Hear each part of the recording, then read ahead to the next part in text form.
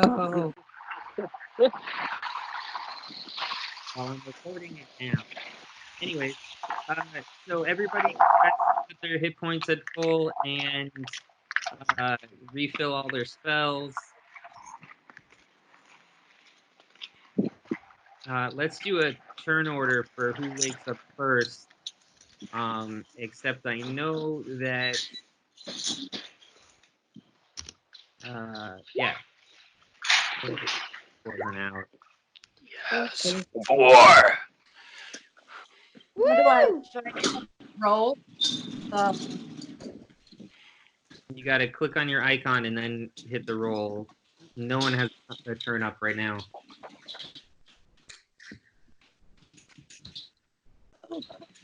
How about my swarthy bard a hand? Put my icon up there. Oh, because you don't have it up there. Got it.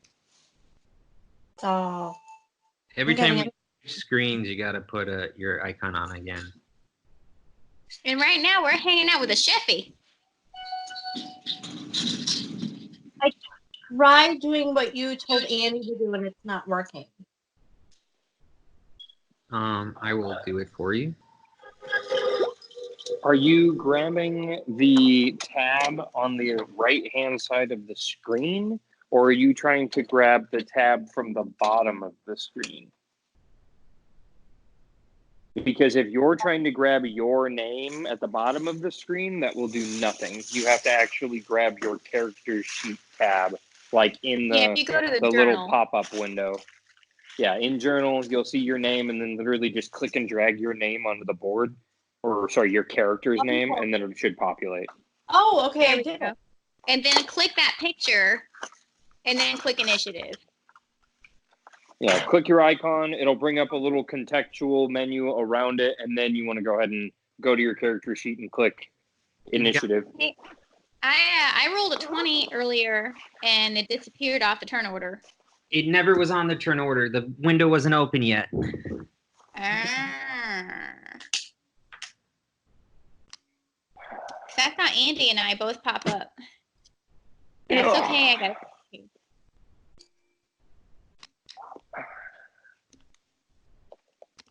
Damn it.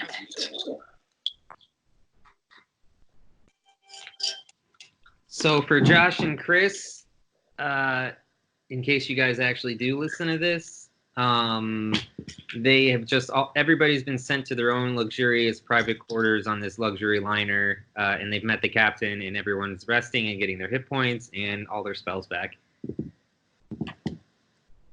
And we're level 2.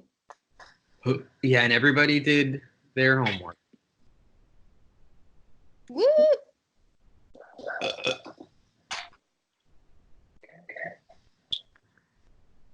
Okay, so who's missing from this? I see 3 people. I feel like Andy, your roll didn't go. You gotta click on your token and then roll your initiative. Okay, so you go up to journal. Now, on the map where your token already is, you gotta click on the token. It just makes an orange. Right here. Yeah, just click on it and then open your character sheets and then click initiative.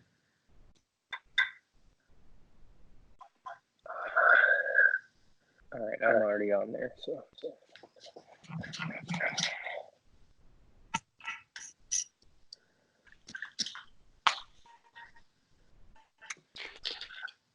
Left click? Yep. Okay. Right click. No. Do it for me. I'm done. Okay. Yep. Yep. Remind me that his doctor's appointment's at 10:30 and his doctor always runs late. Okay. Something else too. It's gonna get you some eggs. Yeah. Okay. Would you like him to eat some hard cooked eggs? Okay.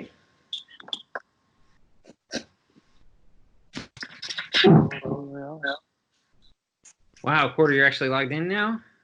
Yes, I'm home now. I have fed the virgins, and I am just inspecting to make sure they didn't throw up anywhere else. And now I'm naked and ready to play. Perfect. Awesome sauce.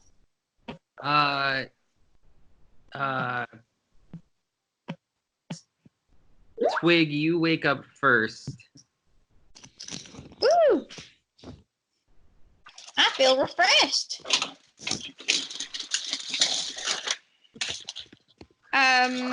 Yeah, I guess I'm gonna pop out of my room and look around the bottom of the ship where we're at. All right, roll your perception.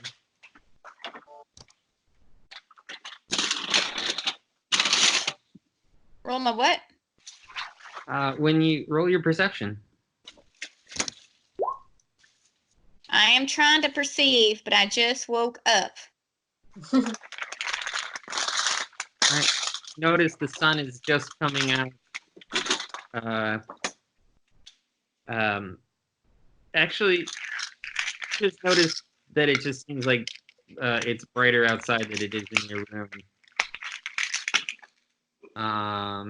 And as you exit your room, you see a bunch of crew members eating. You see some nicer dressed crew members, almost they look like butlers, delivering individual meals to the guests that haven't come out yet. All right, whose leg do I gotta hump to get some grub around here? Oh God! You see the naked chef goes, "I have that leg right here." All right, careful, honey. I'm gonna knock you over. How about you just give me the food? He actually plates you some really nice looking food. I was really expecting him to be like, "A deal is a deal, madame. Hump my leg."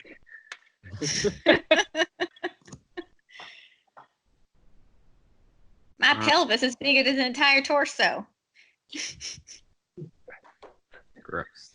Maybe it's You a won't be fetish doing he so didn't good. know he had.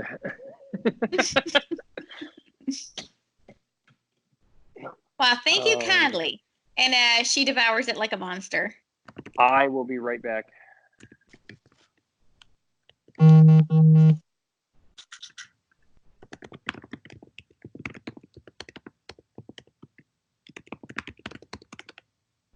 Hello? Yeah, that's just quarter that left. Sorry, what'd you say? Yeah, I devour the food. Can I do anything else or? That's enough for now. All right. I feel good. Andy, Wait. you wake up. What do? First, I light some incense and I pray to my God. Roll your religion.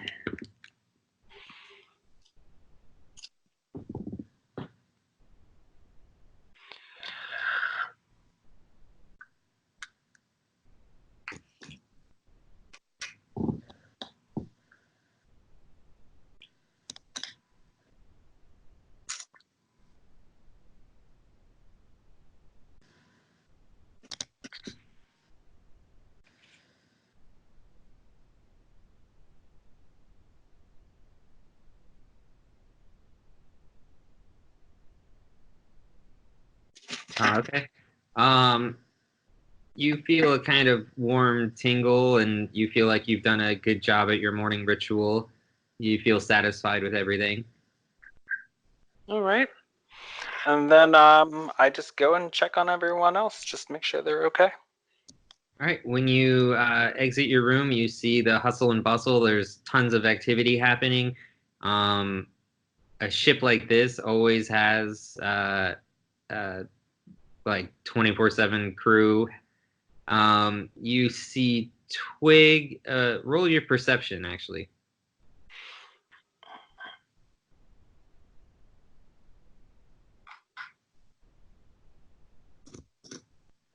You see Twig munching away at like several large plates of food. Mm-hmm. Uh, There's some seats next to her. You can do whatever you want at this point. I will join her with some food. All you have to do is go sit down, and immediately servants come and bring you some delicious food. Like, this is all really top quality. Honestly, I feel like maybe you guys thought you would just kind of be stowing away, but Frederico has actually put you guys on a really luxurious ship with all these amenities, and you're being treated like a you know, a 5-star luxury liner. Right. I mean, does the cook bring me the food, or? Not unless you call for him. You can. Oh, I mean, I'm just asking. Just getting full story here.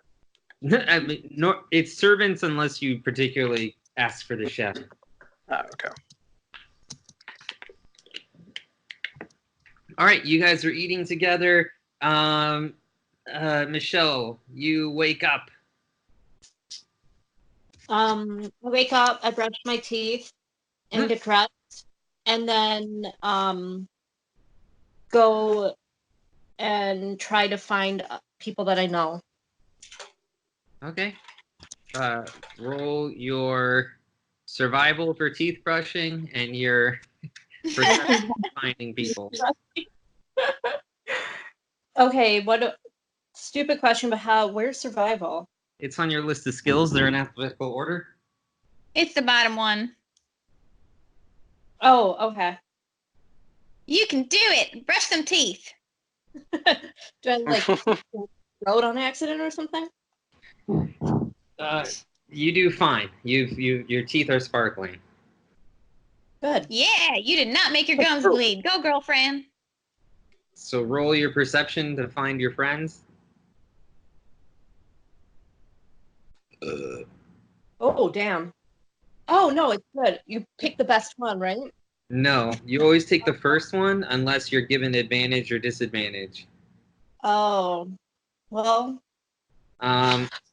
So there's all this activity happening all around you, and you are just start walking up the stairs. Stephanie and Andy, you notice her just heading upstairs. Do you want to stop her? I feel like I should say something. I say, "Hoa!" Hey, Pinkie Pie! There's some grub! Did Do you I yell whore? Yeah. No, I said, "Oh!" Like, I heard whore too. I heard a whore. Is that not what he said? Making friends already. panic.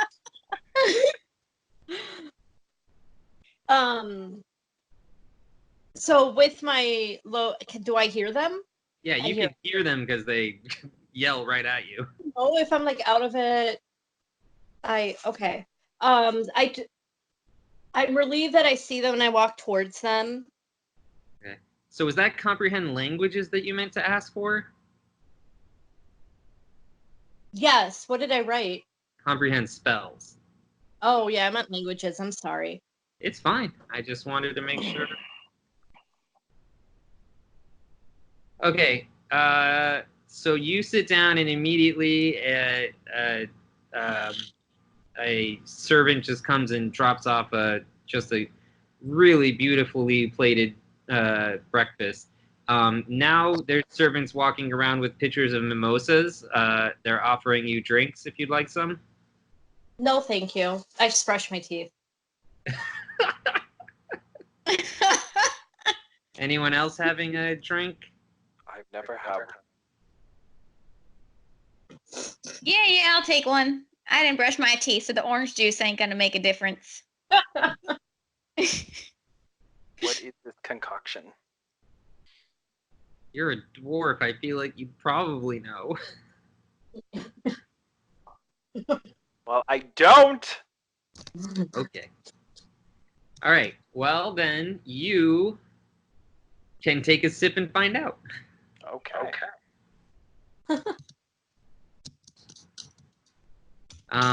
Quarter, you wake up. There's some light coming in through the window. You can hear a ton of noise outside your room. A lot of clanging around like knives and forks on plates. I'm gonna paint over my window. Okay. What is any particular thing? Just black. Just gonna paint it black. I just want to black out that window. Okie dokie. It was a red window, and now you've painted it black. Now that I'm alone and no one can see me, I'm gonna put my face back on, and then I'm gonna unbar my door. Okay. Roll your perception. Yep. Give me a second. Let me open up my character sheet. Son of a bitch. Perception, which I don't know why I chose not to be trained in this. Add +1 at this level because you're a jack of all trades. So you rolled a 4. Delightful. You guys notice Quarter walking up the stairs right by you guys. Does anyone say? Hey! Hey! My name Sugar is butt. Meliodas, and I'm a little bored. Just fucking wandering off upstairs. All right, you someone yell, "Hey, sugar butt!" I continue walking up the stairs because that is not my name.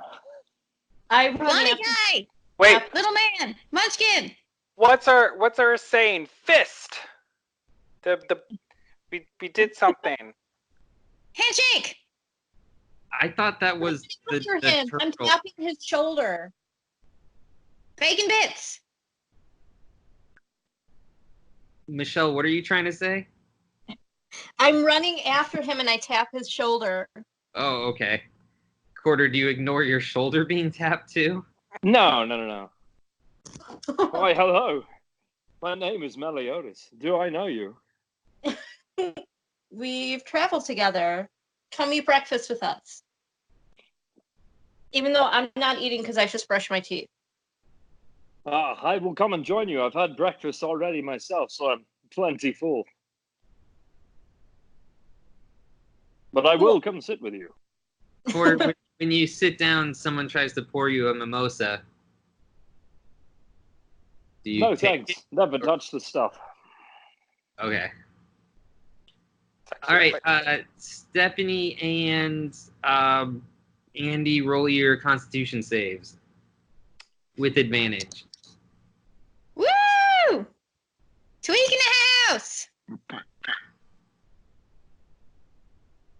Twig says, "Just leave the pitcher and just starts drinking out of that."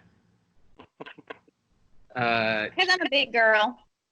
Juju, you're doing fine. You find this drink to be quite tasty, but not the same as dwarven ale. That is true. Um, Nothing beats. So what was I gonna say? Okay, so while you guys are eating, everybody roll your perception and feel free to talk to each other about either your plans or what you need to do. Because I know someone wrote down the quest you were given. Yeah, I have it, and Stephanie has it. Maybe now would be a good time to remind each other of the 3 locations you're supposed to go to and maybe what you should go to first. Yeah, we're doing stuff. Ready, go. You had asked last week if you could have a map, so if any of you ask for a map, I can show you a map. Yeah, where's the... Get us that map. I am going to go ahead and use my skill message. I don't know. Can I do that to multiple people, or is that just one person? It's a creature. No, it is only a creature. Who do I? Before you say dedicate? anything, Quarter, did everyone reroll their perceptions? I did. Sweet Yep. did. Okay. Everybody except Andy notices that there's a table on the far end of where you guys are sitting, where there seems to be a few Licromancer officers all sitting down and having their breakfast. And they're all dressed in really, like, I forgot what it's called in the military when they're dressed in their fancy garb. Like They're they're, blues. yeah. They're not dressed for war. They're dressed as if they're going to some fancy event. So yeah, Quarter, say whatever you wanted to say. Sorry, I interrupted. No, that's fine. I'm going to go ahead and speak to. I'm going to go ahead and speak to Michelle. Actually, no. I'm going to go ahead and speak to Twig first because she's Twig! the loudest. And I'm going to use message so no one else can fucking hear me. But I'm basically going to look her dead in the face and then she'll hear me speaking into her brain. We need to speak about what our current task is at hand. However, I think it would be inappropriate for us to speak while the literal mages are just a table away. They're more than a table away. They're on the far end of the mess hall, but they're there. And you're being constantly passed by other guests and crew members and servants. Perhaps we should find a better place to have a conversation about Well, as long as you know you're not my type, sure. Well, if everybody is finished with their breakfast, perhaps they'd like to meet me down in my quarters. I'd like to share a story with you all. Story time, yeah. Hey, bring Turtle Butt and bring Sugar Butt number 2. Yeah, that wasn't a message thing. That was out loud for everybody to hear it. That like we should all go meet up in my cabin. We should go hang out there. Hey, do you guys follow Quarter? Yes. Yes. When you guys get in Quarter's room, he closes the door and it is pitch black. I'm okay. I don't know if any of you guys have dark vision. I have dark vision, but I think everybody has dark vision. Oh, okay. Well, if not, whatever, prestidigitation. There's light in the room now. Being that it is that we do not know each other all that well, I think we need to play a little bit closer to the vest when it comes to the quest that we're on currently. As I'm sure you all have noticed, there are a few literal mages aboard the ship, and I doubt they'd like to hear I'm sure they'd love to hear what we need to say, but we don't want them to hear what we need to talk about. Yeah, sure, I'm game. All right, what's up?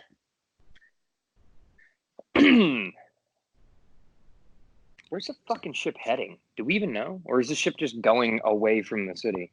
No one has asked where this ship is heading. I thought I asked before we left if there was a ship going to. I was asking about some. You asked. You guys have asked Federico.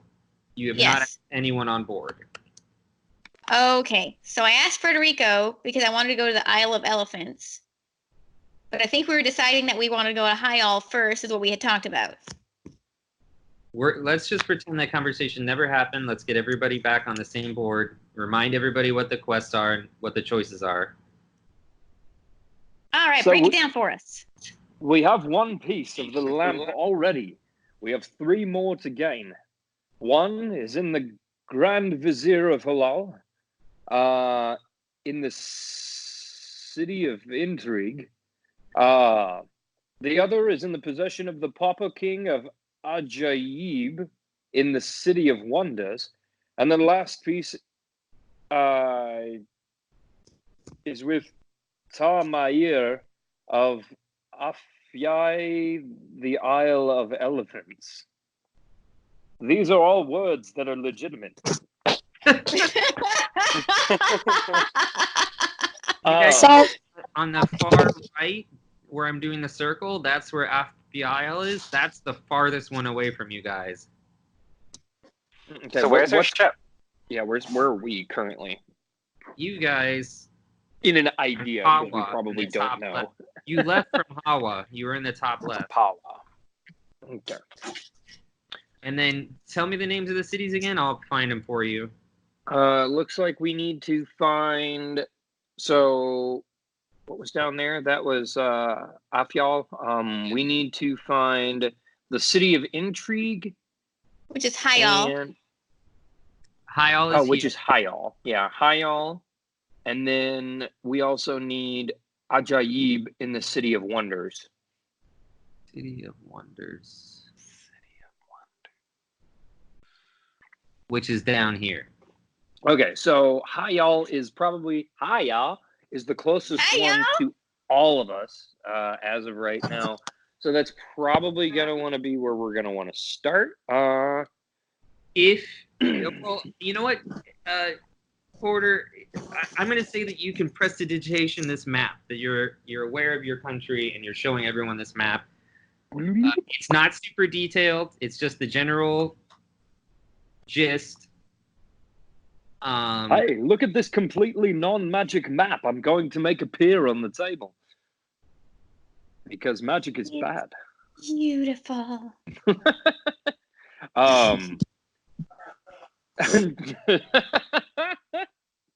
the closet.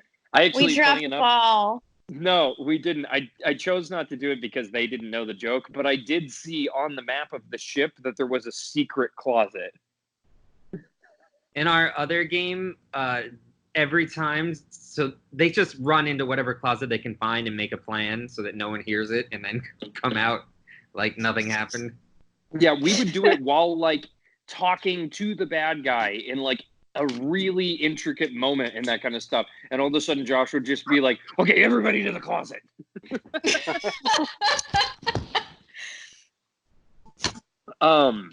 So anybody that wants to look at this map, you can roll your survival or insight to see if maybe I can give you guys some hints while you're looking at the map. Okay. Only if the bard sings "Fight to Survive" while we're doing it. Survival or what? Insight? Yeah. Well, doesn't matter anyway, but Yeah, that's right, Twig. there So we go. Andy, you would notice that if you guys were to go straight to the mainland, you'd have to cross the haunted desert to get to Hyal. Twig, you would notice that if you went to Ajaib first by boat, like if you were to stay in the ocean, you could circle around and then take the river right up to Hyal second. Michelle, you would notice that actually, Michelle, roll a Arcana. Arcana. Yeah, it's one of your skills. Okay, you would be very interested in the City of Wonders because you know that that is one of the last standing sorcerers guilds with these people that are trying to outlaw magic. Is based in Ajaib. Okay. And Quarter, roll your Arcana as well.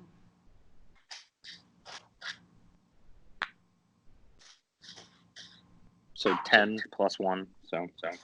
Okay. You notice this that possibly if you still wanted to go to Hyal first, it might be safer to come to this area. Do you see where I'm circling? Yeah, I see it. Outside of Kudra, where you could get off and then follow the water at least to Hyal by foot or camel. So yes. So sorry, I just wanted to give you guys more information since you don't really know everything about the place. Given our point of origin from Hala, it looks like our destination is either going to be Ajaib or Hajar. Or what is it? Fucking Hayaj? Hayaj. Hi, y'all. It looks like we've got some it looks like we've got a couple of different decisions we need to make. But first thing first, does anyone know where we're going? And of course, my headset died. Son of a bitch. Hold on.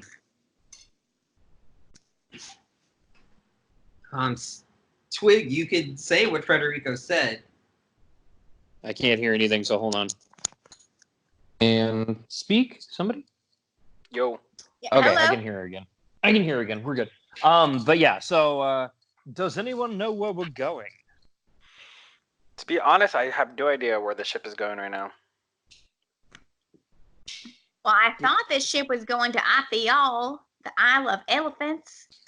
Pretty far away.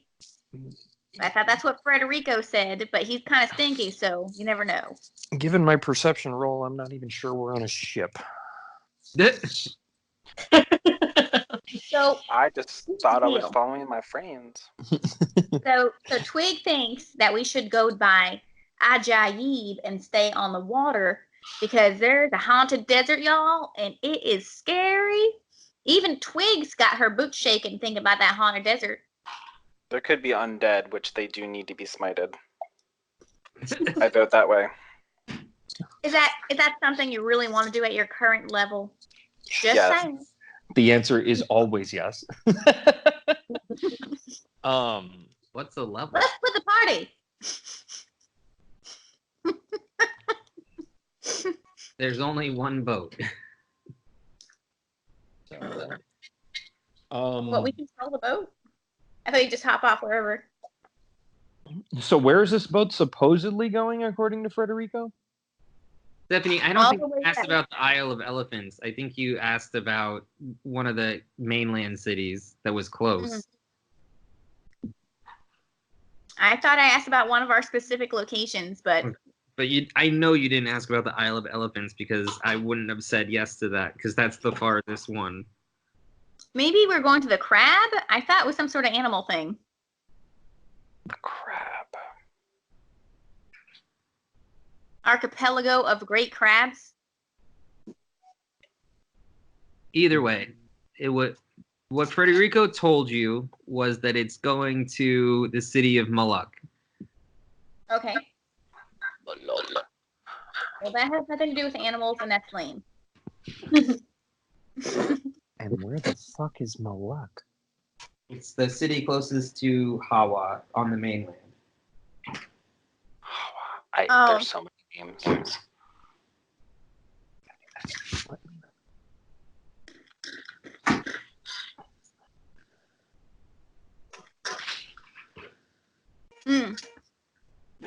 Look like we're gonna have to find another boat.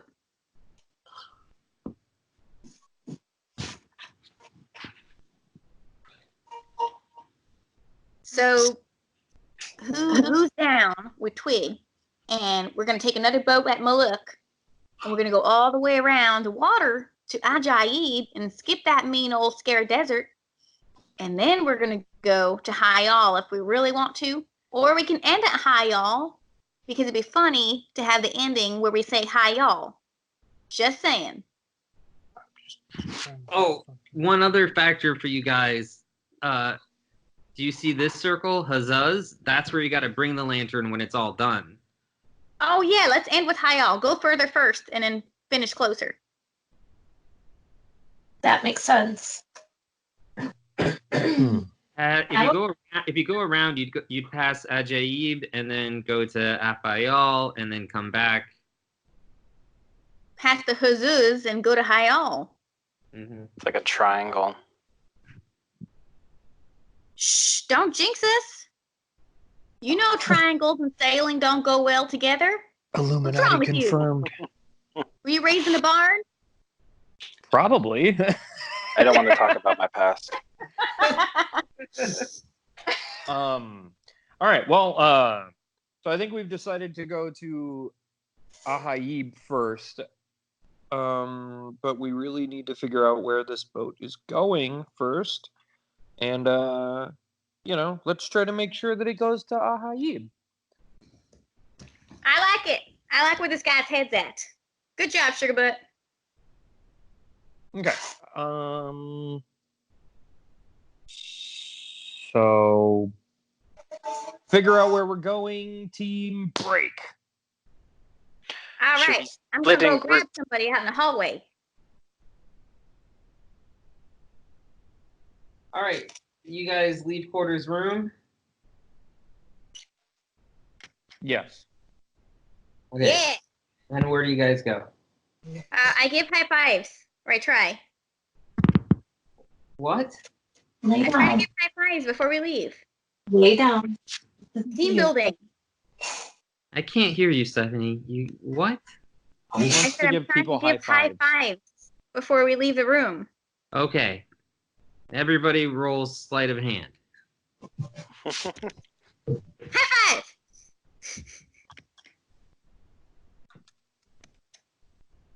Oh.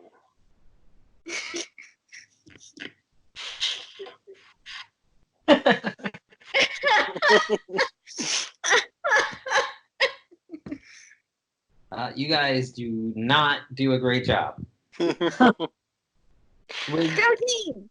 Twig's work on it. is bigger than all of your guys' hands combined, and she just kind of slaps them down. Like a volleyball serve.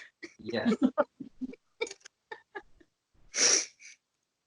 All right. Well, perhaps we should maybe go check with someone who might know where the ship is heading.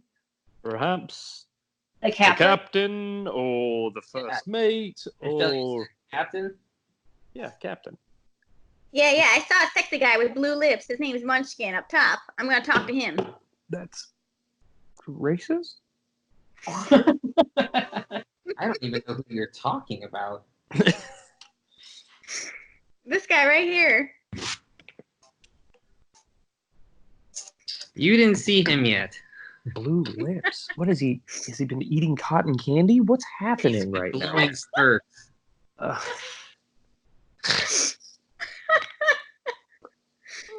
my god. Where's All right. a witcher? Where's a witcher when you need one? Oh. Right, you guys make it up to the top deck. You can put your tokens up there. Twig. Everybody roll your perception when you get up top. Okay, I'm unable to click my icon, so it's I'm on top. I'm up top. And perception.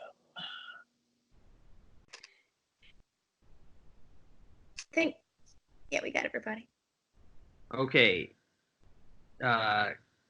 Meliodas and Juju, roll your survival. I don't want to die. All right. Twig and how do I say your character's name again, Michelle? Kiva.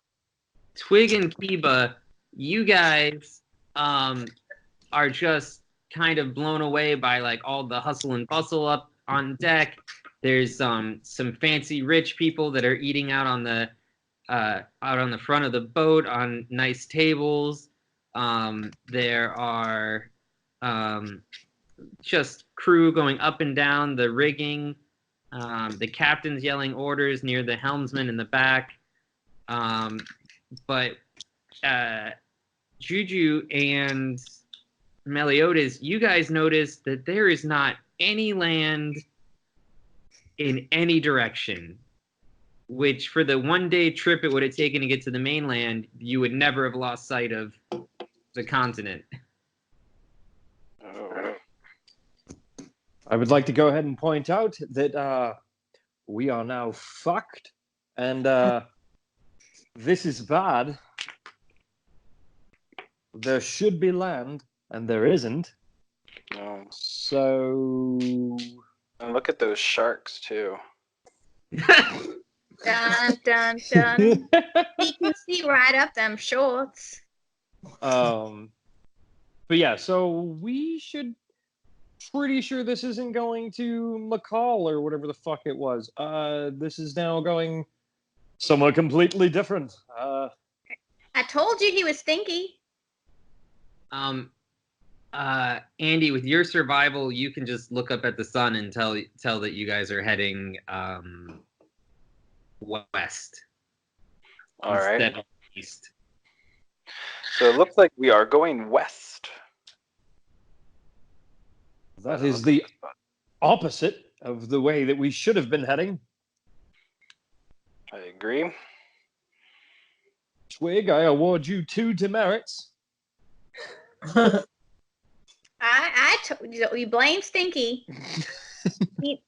He's terrible. He's terrible. But I like his mom. She's a nice lady. Shame on you, Twig. You must take responsibility for your own actions. You're a grown woman, I think. What?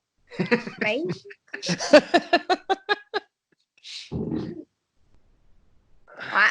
I've been 8 foot since I was about 14. Sure you have. Twig, make this up to me. Bring me the captain, alive and unharmed. All right, Captain Munchkin. Say, I'm not exactly a good guy, but I'm not exactly a bad guy. So I am Wait, fully no, I willing call to let Sweetums. you guys do the heavy lifting for me. Sweetums. Captain Sweetums. Can I look for the captain? You already know where he is. He's by the helm where they steer the ship. Well, then I go grab him by the collar. I grab him by the scruff and I bring him over to quarter. I said unharmed. But hey, that works for me. If you wanna put your hands on him, well, I mean, we'll get a healer out of it. Well, just his coat, like not his actual neck skin. He roll your strength. He immediately pulls away and says, "Unhand me." Oh, Jesus Christ! All right.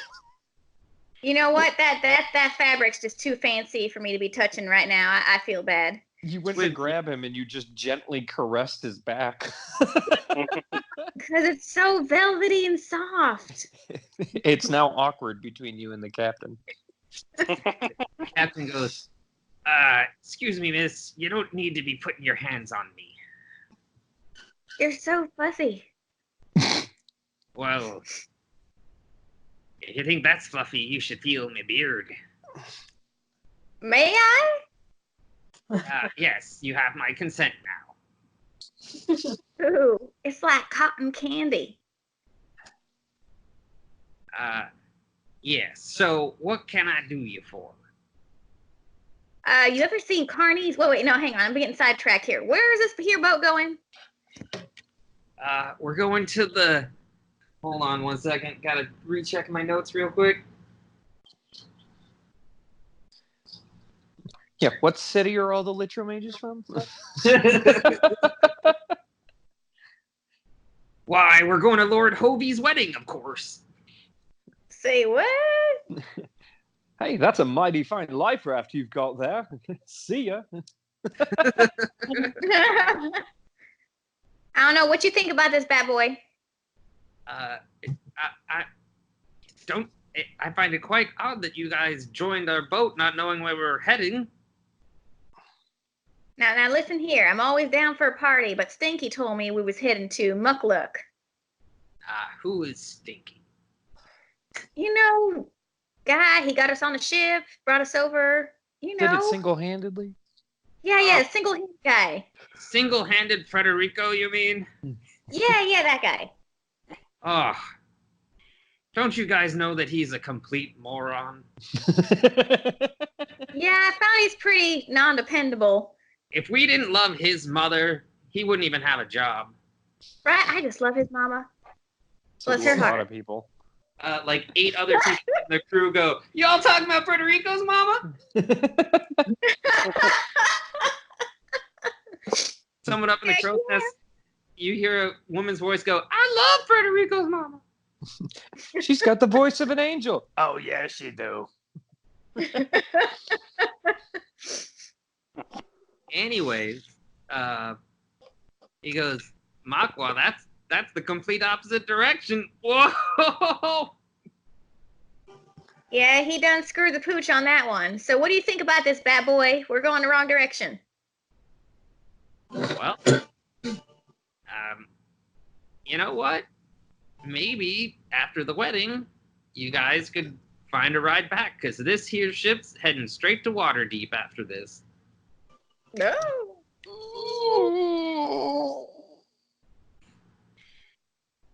Oh, come on, Batman, Bat Boy.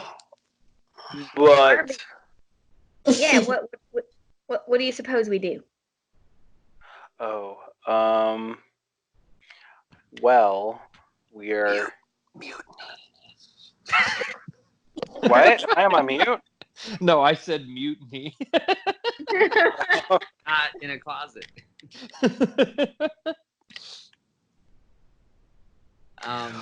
Well, we're heading west. We are in the middle of the ocean. So I say we go to wherever they're going, and then we get another ship. So, All right, we going to a wedding. That's a really great idea, except for the fact that 2 of us will be killed on sight. More than likely, 3 of us will be killed on sight, because there are other people on this boat that aren't presently here at this moment that also might use magic or some sort of magical thing. Quarter, this Lord Hovey's wedding is, you guys could ask more about it. Oh, yeah, let's hear about this wedding. Pinkie Pie, you got some fancy to wear? Yeah, I do. Except for I do magic. I probably shouldn't show up there. I don't think I would be welcomed. I could be mistaken on who Lord Jehovah is. Yes, I'm getting confused too, because Quarter, you're one of the only people that should know who Lord Hovey is. I was thinking Lord Hovey was one of the bad Litromage people. He's not. Oh, well then never mind. This is not a Litromage.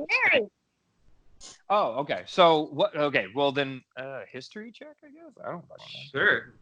Everybody can roll a history check. What's a Lord? Well, I don't fucking know what a Lord Jehoopy is anyway. Well, apparently none of us know what a Lord Jalopy is. Batman does. Batman knows Lord Hovey. Okay, so, Andy, you don't really know much about Lord Hovey personally, but you have heard some really awful bard songs about him. Like, there are some really catchy tunes about what a limp dick piece of shit he is.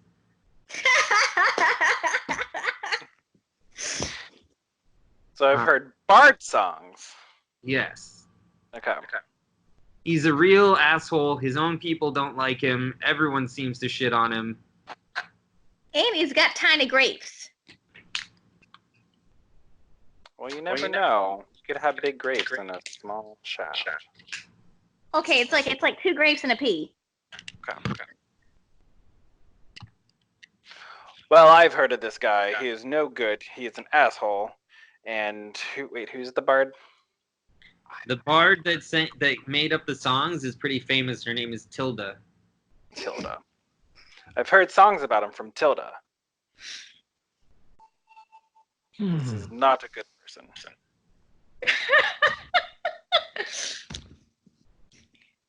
Does Quarter get advantage now that he has heard the bard of who the songs are written about? Sure, you can roll again, Quarter. All right, let's see. History again. What you guys really need to do is just ask more questions, though, because you didn't know about this wedding. Okay, so I would probably remember who Lord Jehovah is at this point. Yes. Oh, that's right. I do remember Lord Jehovah. I have heard the tales of this man and his lackingness of being a person.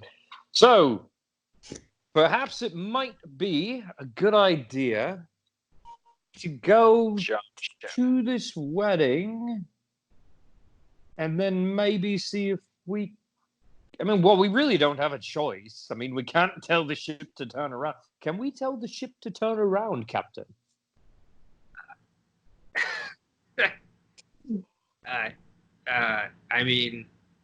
how about this? I'll sell you the ship for 1,000,000 gold, and you can do whatever you want. Oh damn! I'm fresh out. I'll pay y'all back.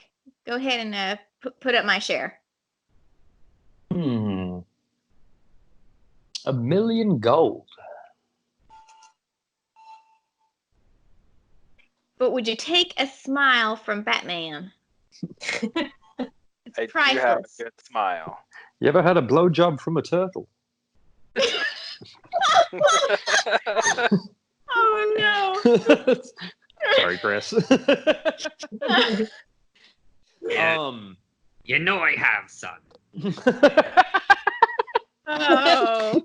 Any real pirate worth his salt has had a blowjob from a turtle. Who the fuck are you? All right. Well, I guess it seems that we're probably not going to get this ship to turn around anytime soon. So it appears that everybody get your nice clothes clean. We gonna get hitched. I guess, I mean, we're just going to the city. We don't really even have to go to the wedding. I doubt we're invited. Are we invited? It's a naval, like it's all these ships meeting in the middle of the ocean and having a It's wedding. a boat wedding. Ah. So There's lots of there's ships. going to be a lot of ships. So if one of them were to happen to maybe disappear from the party when nobody's noticing, we could get ourselves a ship. Blow it all up. Somebody's coming from where we want to go, and they're gonna go back, and we just hop on. Don't worry, Captain. We won't steal your ship. Yeah, no worries.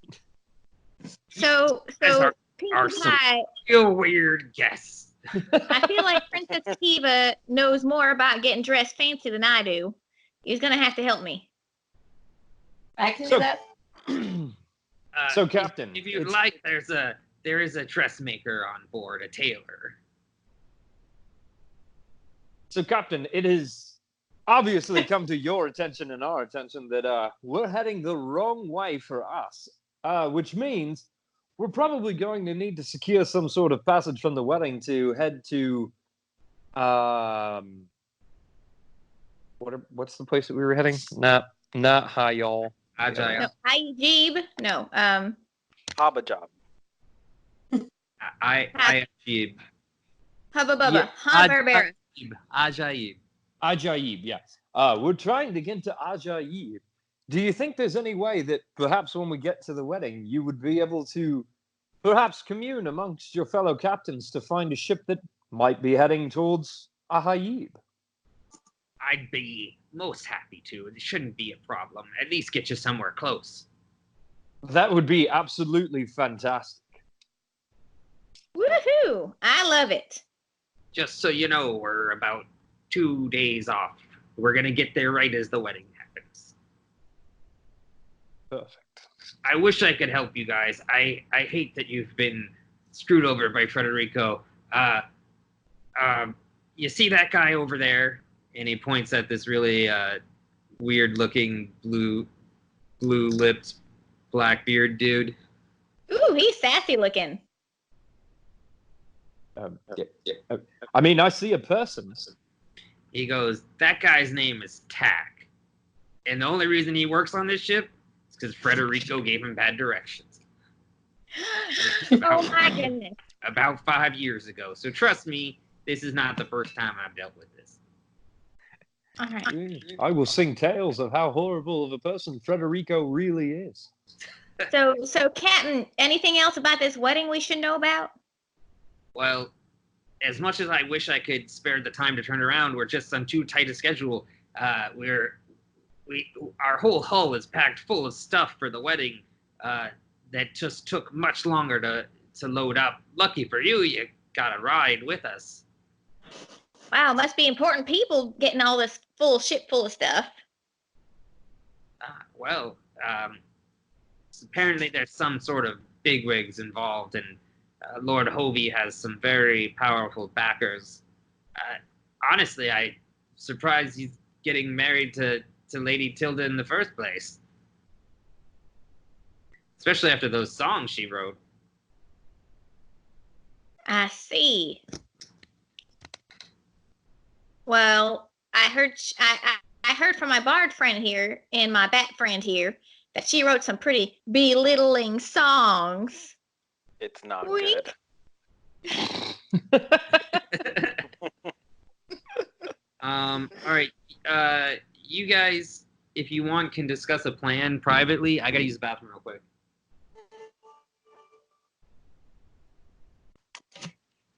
So we kill everyone on the ship and take it. Thinking it's just blowing up all the ships. That's what it sounds like. And then we ride back on dolphins. Okay, so I don't know. I'm trying to think about this. Okay, so we're going to basically a ship party.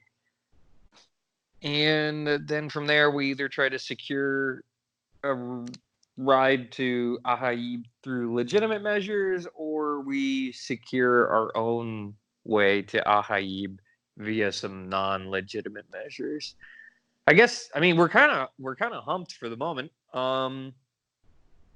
It also seems like there's lots of riches going to this wedding. I'm pretty sure if we stole a ship, it'd probably be loaded full of jewels and gold for this here Lord Hovey. Yeah. Just saying.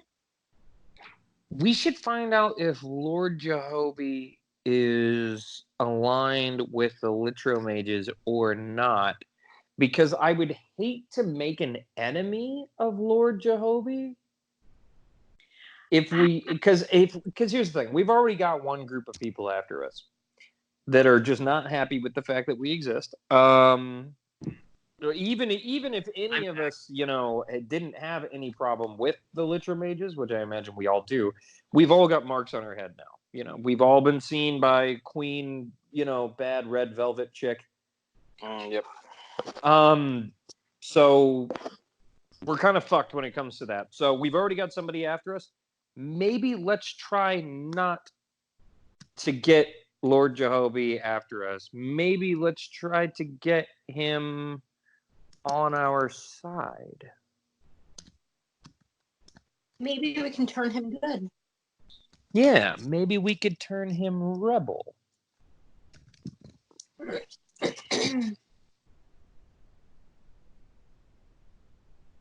Could be a plan. Unless he's in league with them. He's not a great guy.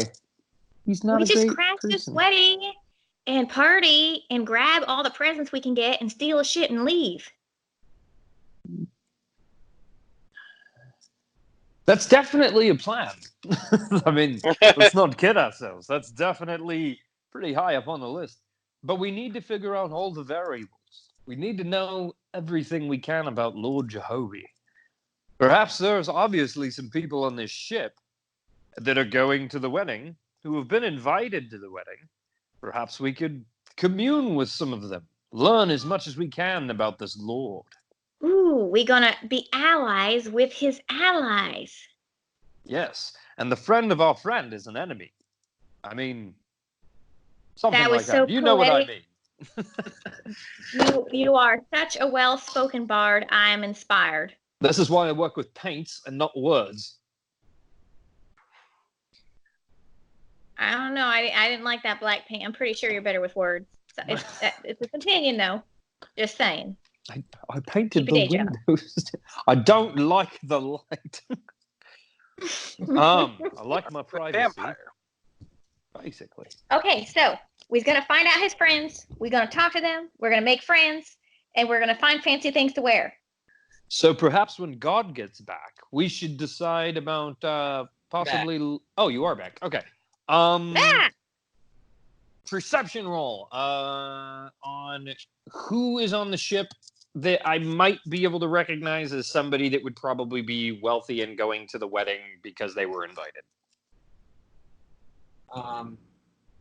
Yeah, you guys should all roll perception, and let's redo your turn orders.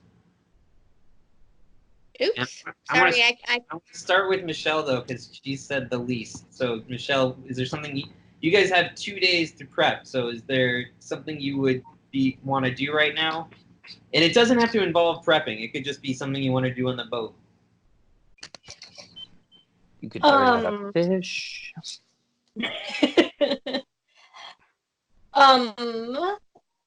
I do think that we should explore the boat and see, like, what kind of riches it is holding.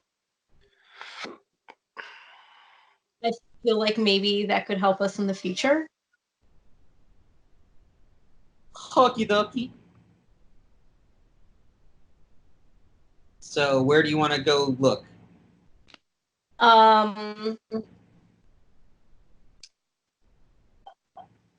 I see so far only Twig rolled her initiative. Twig.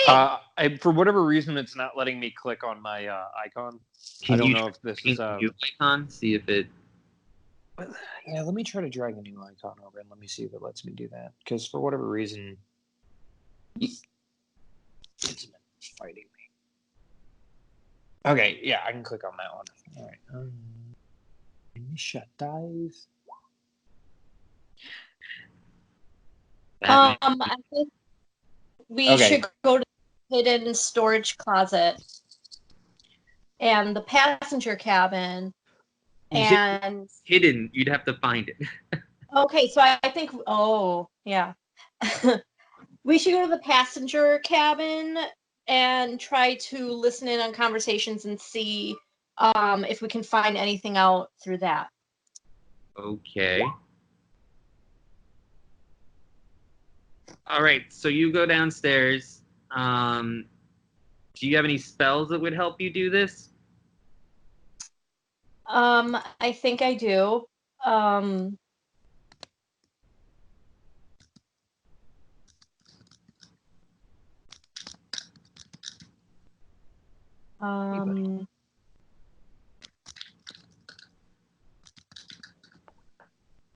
Oh yeah, I can comprehend language, so I can listen to all languages. Okay. Roll your perception. Well, first roll your perception to find a good spot.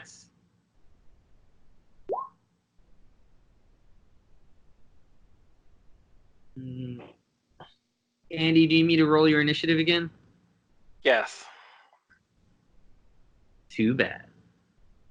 Aww.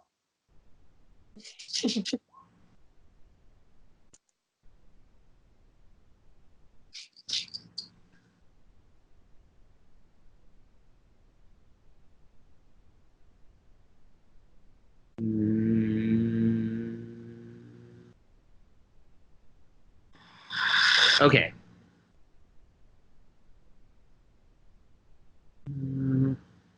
All right, you notice there is one cabin that is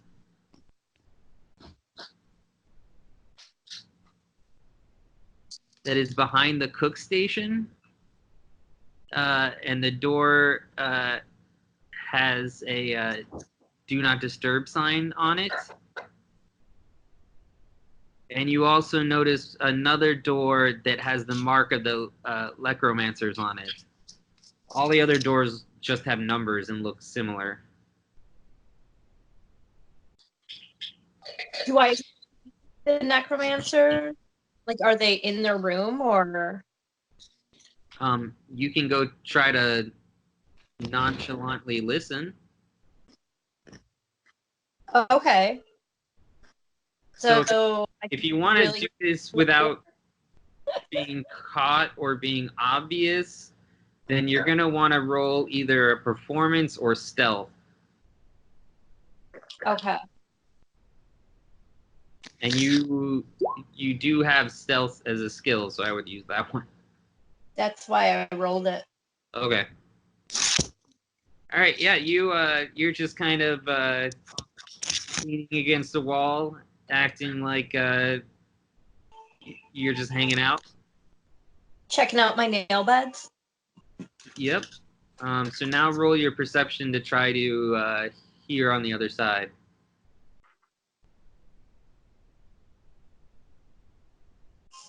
Ooh. Woo! You hear two male voices and a weird humming, almost you almost recognize it. Roll your Arcana. Okay.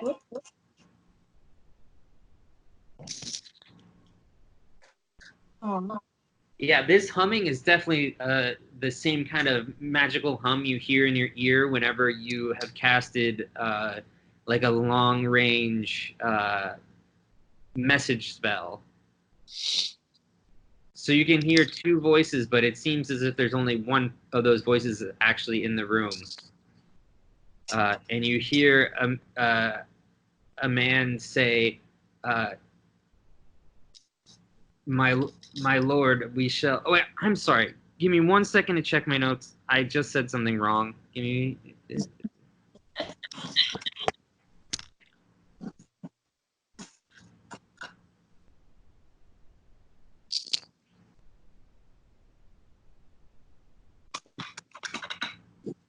It's actually a man's voice and a woman's voice, and you hear the man say, "Sultan Rizak, I swear we are just 2 days away from retrieving the orb of time." And then with that, your victory is assured. And you hear the woman's voice say, "You had best not fail me." I have altered the plan. Pray I do not alter it further. The officer says, "Lord Rizek, I swear to you, we shall victory or death." And she goes, "It will be a slow death." That is all. And then the humming stops. I go to Batman and I say, I need to tell you guys all something in private. To the closet. Whose room do you guys go to? The blackout room, the bard's room. Okay. So you only go to the Batman, or you do you only go to Juju, or do you get everybody? I get everybody. Okay. All right, you guys are all now in the room, and Kiva says, "I bet you're all wondering why I've gathered you here today." Is it what she says?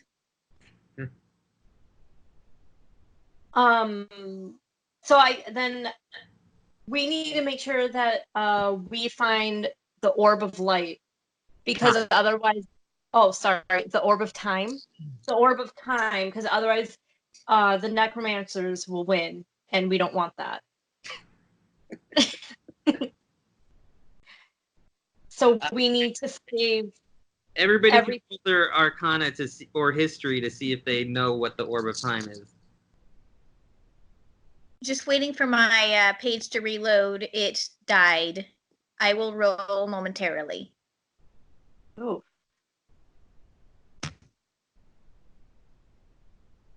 Y'all can just play the Jeopardy theme. What am I rolling? Arcana? Arcana or history? Well, either way, it sucks. Okay.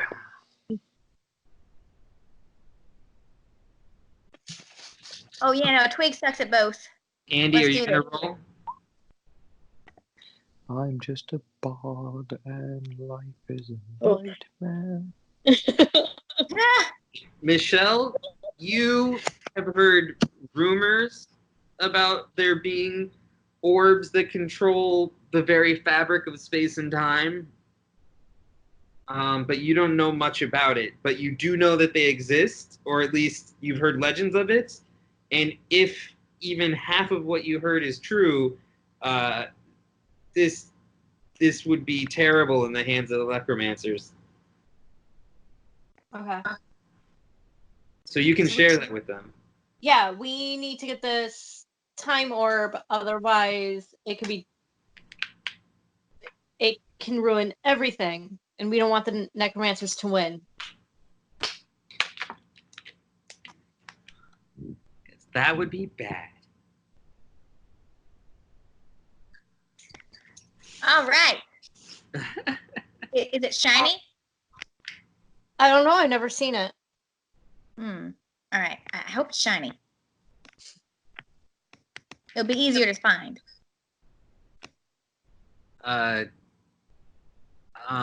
Kiva, in your experience, most magic things are shiny, so you can feel pretty confident about it. All right. Yeah, I'm guessing it's shiny. All right. So we go, we crash the wedding, we grab the shiny thing, and we get out. Yes. All right. Sounds like a plan.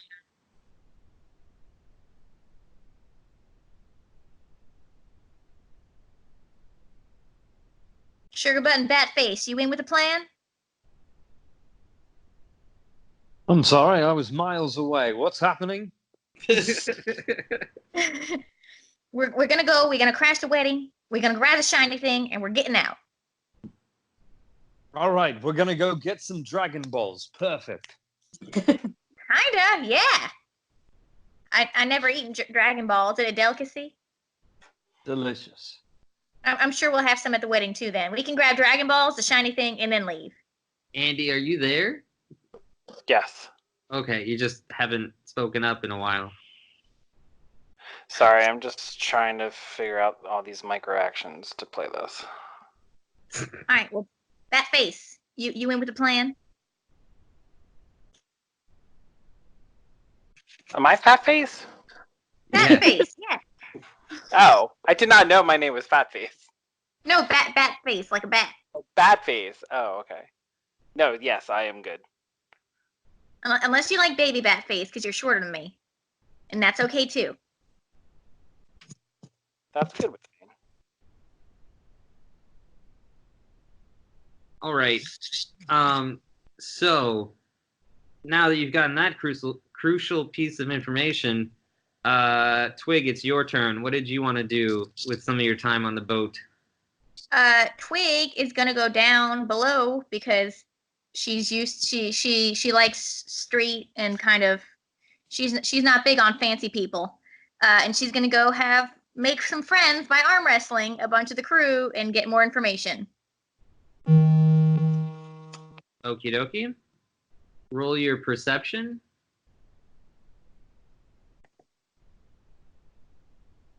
Boop, boop, boop, boop, boop. Twig gonna make friends.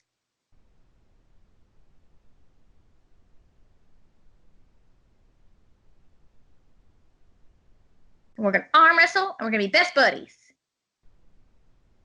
They're gonna tell me where the shiny thing is.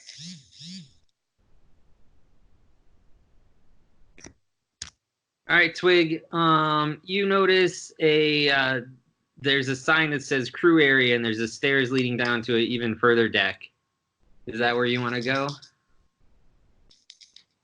Yes. All right. When you go down there, it's just like a sea of hammocks. Like the crew does not get beds. They are all just swapping turns, living in this really cramped space. There's a couple tables and some lanterns. You can definitely challenge somebody to an arm wrestle or however you want to do it.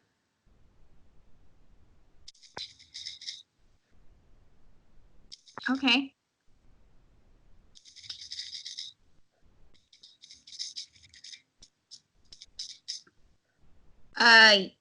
Yeah, I'm gonna go down and hey fellas, how's it going down here? Looks like we're a little bit bored. Want to make things interesting? My name's Twig. Hello, Twig.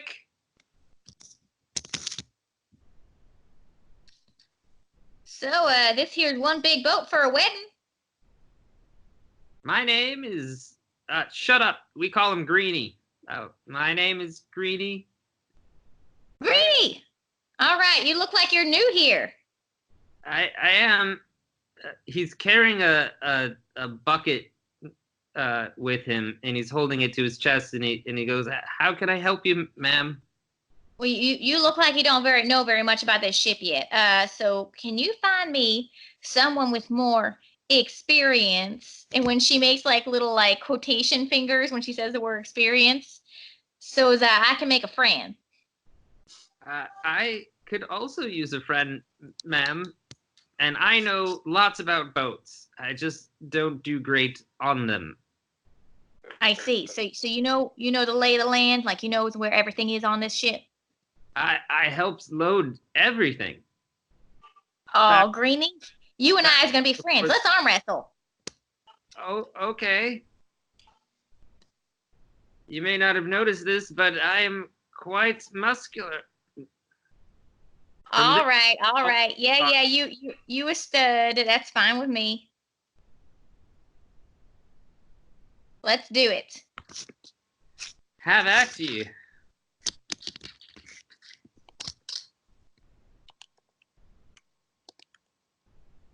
Aha! I just roll my strength. Yeah. Good luck. Oh, Oh! shit. Twig's got her A game on. I'm not even sure what happens in this instance. Well, her overall strength is higher. So you are absolutely stunned when you do not just break this guy's arm off at the elbow. He actually puts up a big struggle. You guys battle it out for a while. Eventually, though, the ship kind of lurches on a bigger wave, and he starts puking in the bucket, and you slam his fist down. Hey! All right, we gonna be friends. You're lucky your arm ain't broke. So, want to show me around this cargo? I never seen a ship like this before. Wait, did you say you want me to show you around the cargo? Yeah, why not? I don't like all them fancy folk, and it seems like all the moving around's gonna make you sick. Let's go down where there's, it's more indoorsy. You can roll your persuasion with advantage because he likes that idea. He goes, okay, I can show you the main cargo hold, but I can't let you into the special hold. Ooh, special? Like where shiny things are? Well, I mean, it's where all the passengers, those well-to-do folk up on the deck have, they ask us to hold their stuff in a secure location. Oh, okay, so it's like private things for the fancy folk. Yes, so no one's allowed in there. Gotcha. But you're allowed in there, because you're special, Mr. Greenie. Oh, my mother told me I'm special, but no, only the captain and probably, I don't know, maybe the cook has a key. He seems, for a man with no pants, he seems to have a lot of access on this place. I might have to hump his leg after all. All right, let's keep going. Let's go see that cargo hold and get more indoors. Okay. He takes you down even further. There's the whole base of the ship is just lined with crates and boxes. It's actually pretty much like you can see just from where the stairs lead down when you come downstairs. Roll your perception. Boom. You duck instead of hitting your head on the ceiling when you get to the bottom. And you can see that there's so much cargo down here that you couldn't even squeeze through the alleys. Like, this is made for like skinnier humans, and they've just kind of created alleys between the crates. You see a ton of boxes that look absolutely identical, and they are unmarked, and they look about 6 foot long rectangles, 2 feet high. It smells incredibly musky down here, like rotting dirt and earthy, weird aromas. There's a whole bunch of newer crates all stacked up on one side of the ship. You can tell they're newer because it's like a lighter color wood. They're crafted more carefully, and they have red writing on them that says fragile, explosives, handle carefully, all sorts of crazy messages all over them. Ooh, Greenie, what's this stinky stuff over here? There's so many. What's the what? The stinky stuff, you know, musky ones. There's so many of them. I can't even squeeze through. I wish I knew we were ordered not to open them, but they sure smell awful. Almost like cemetery dirt. You know what? I think he's right. I do not like this. You know what? I thought it was going to be a lot more cozy down here for us. Well, I cozy? Well, you know, like less dead. All I know is that that goblin had us load every single one of these crates. There's about 500 of them. 500 stinky dirt? What goblin? There's the doctor. He's staying on the same floor as you. Oh, Mr. Ooga Booga? Yeah, I seen him in the hallway. I didn't know he's a doctor. He cannot stop telling us to call him doctor. It's quite obnoxious. I'm just gonna call him Mr. Ooga Booga because that's the first thing I thought when I saw him. Yes, I get this. That sounds racist.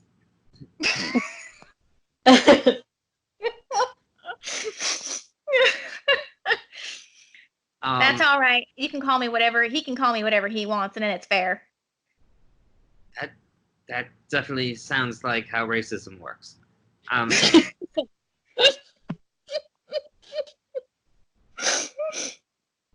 So, have you had a good enough look around? Oh yeah. So there's blowing up pretty stuff, and then there's a bunch of dead dirt, and there's 500 of them. And Dr. Ooga Booga, Mr. Ooga Booga, he's the one who brought him in. And don't be racist. Yes, we've covered our adventure quite well. I look forward to the next couple days of us just saying blatant things to each other. I like you too. But can I show you one more thing before we go? Yeah. Let's do it. He walks over to one of those white crates, and you can see that one of the nails has already been pulled out of it, and he peels back the lid a little just to show you inside. And he goes, "Hold on one second." He says, "Tack showed me this." It's Frederico's mom. He says, "Tack showed me this. He said if I do a good job the next couple days, he's going to let me light some of these bad boys up when it's time for Lord Hovey's wedding." Oh, you talking about them shooty things? He's showing you some really big fireworks. Yeah, sparkle shooty things. All right. Can you guys just give me 1 minute? I'll be right back. Yeah, Twig's finding stuff out. Take that, boy detective.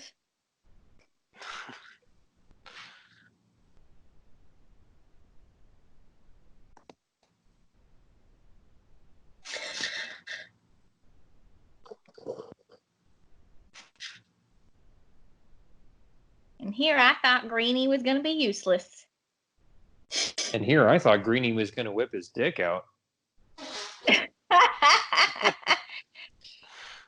Thought you guys were buttering each other up there for a minute.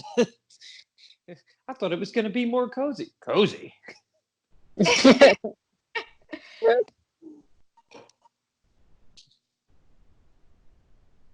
No. Twig's not like that. That stuff goes over her head.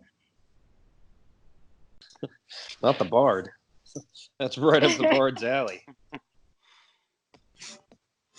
The bard's alley? Is that another word for the beehole? No. All right, I'm back. Yes. Andy, what do you want to be doing with your time? With my time? Yeah. I don't know. I'm just kind of like following people around. Okay, who's particularly? What deck do you want to be on, and who do you want to follow? Well, Is there anyone that I should be like trying to get information from, or? Well, everybody had some ideas of their own. Stephanie went for the crew, or at least one crew member in the hull. Quarter wanted to find rich people. Michelle went and eavesdropped on people in the floor that you guys are staying on. There are more crew on the upper deck. There's the chef that you like. There's rich fancy people.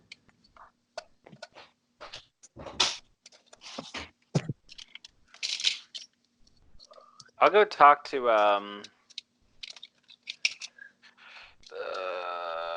the steer person.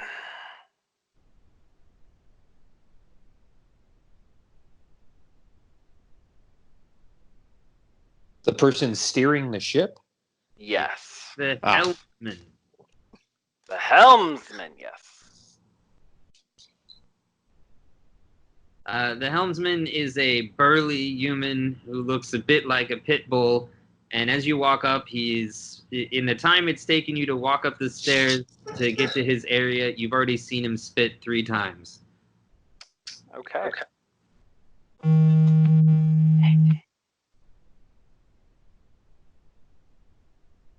Let's see. So I'll ask him if he has any other ships that he has steered before. Oh, I've steered plenty of ships. What about you? You've got a nice stout look to you. You want to take it for a spin?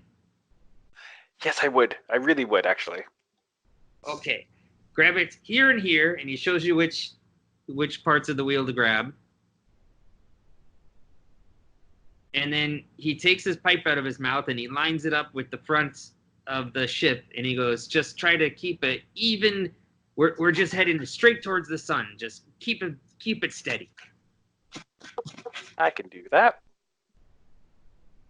Roll your survival.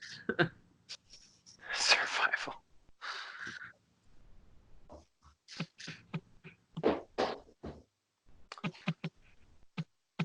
Okay. I'm going to give you advantage on that because he's coaching you. You're fine. He goes, you're quite the natural, laddie. Well, thank you. So, Not many of the guests actually come up to my part of the ship. Can I ask you something a little forward? Go ahead. What do you think of this Lord Hobie business and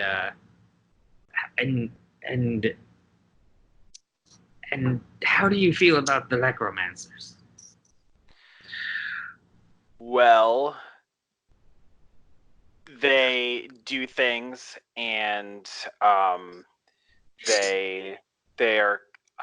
they're people, and I know this guy is not good.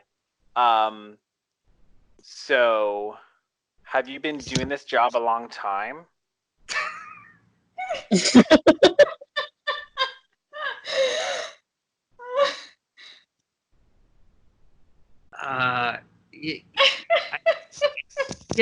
Yeah, pretty much my whole life I've been on the sea. That's nice. I've been in a mountain. What's that like?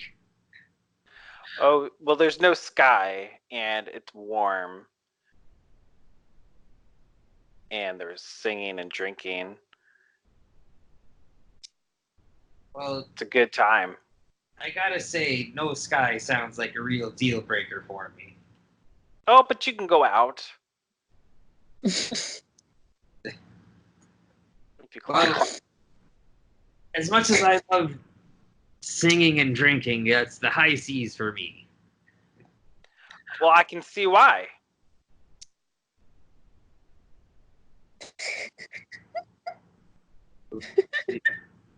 Are you saying you like the sea?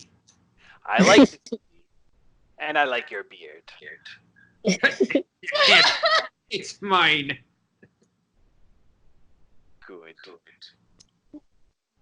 So I'm gonna go. Yes. Yes, I'll also get back to work. Thank you for this. You're welcome. All right. Quarter, what are you doing? I wanted to find somebody that looked like they were fancy enough to be going and visiting for the actual wedding and that kind of stuff. Like somebody that may have actually been invited. At the front of the deck, there are fancy tables out there for the richer patrons that all wanted to eat out in the open. Okay. Roll your perception. Perception. 17. You see a very cute dragonborn couple that seems to be enjoying their brunch together and laughing, and they seem quite smitten with each other. You see a goblin in a with glasses and a white coat, but also carrying I wanted you just use your imagination. It's this goblin, but he has a white coat on instead and glasses, but still that hat piece and the staff and that hair. Okay. He's eating alone and muttering to himself, and you see a woman with black skin and an evening dress and white hair, and her back is to you, and it's a very elegant gown, and she's just standing at the front of at the prow of the boat with her arms spread out.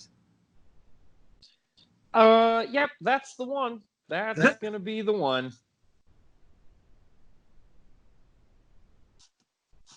I approach her from behind. Whoa. Not that close. Always knock first.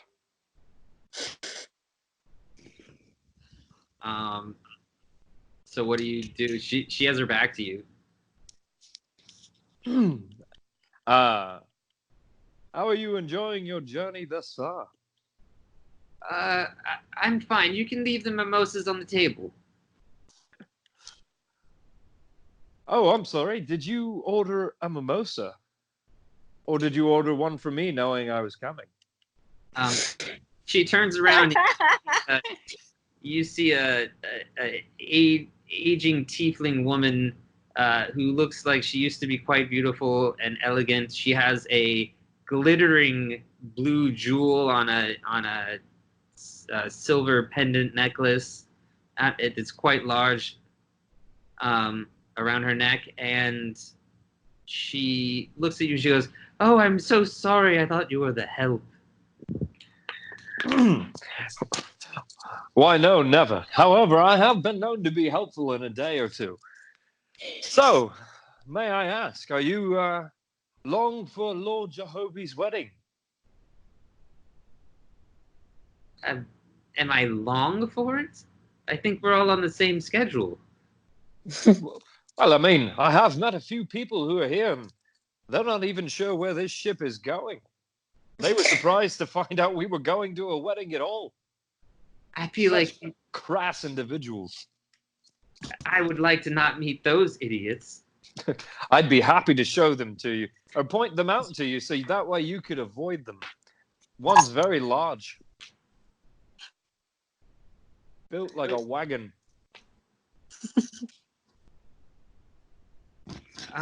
May I have your name, sir?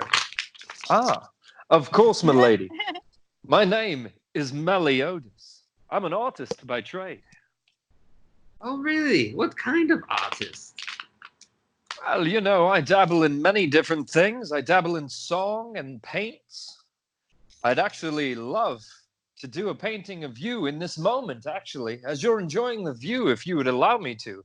Perhaps I could do that over some stimulating conversation. She goes, well, I mean, you flatter me, sir. I'm too old to have a portrait of me done. You are never too old or too young to have a portrait of yourself done.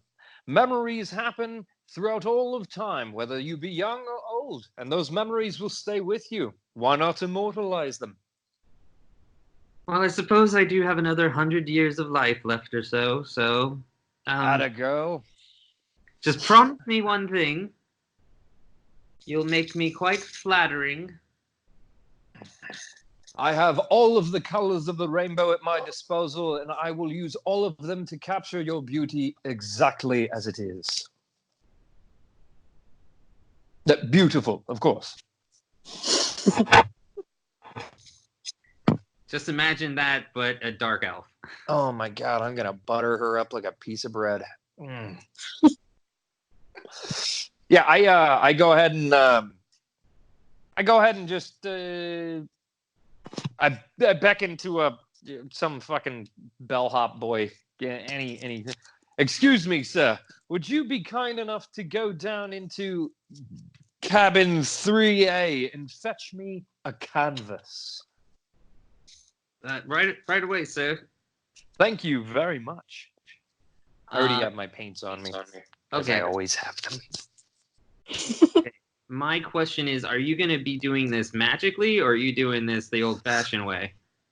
Well, I mean, why not both? Make it look like one way when I'm really doing it the other way. She's going to have her, I imagine she's going to have her back to me. I wanted to capture the moment where she's standing there, arms out. Maybe capture her from the side, so I'm not in direct view of her specifically. Maybe other people might be able to see me, but I'm going to try to be as discreet about it as possible. Okie dokie.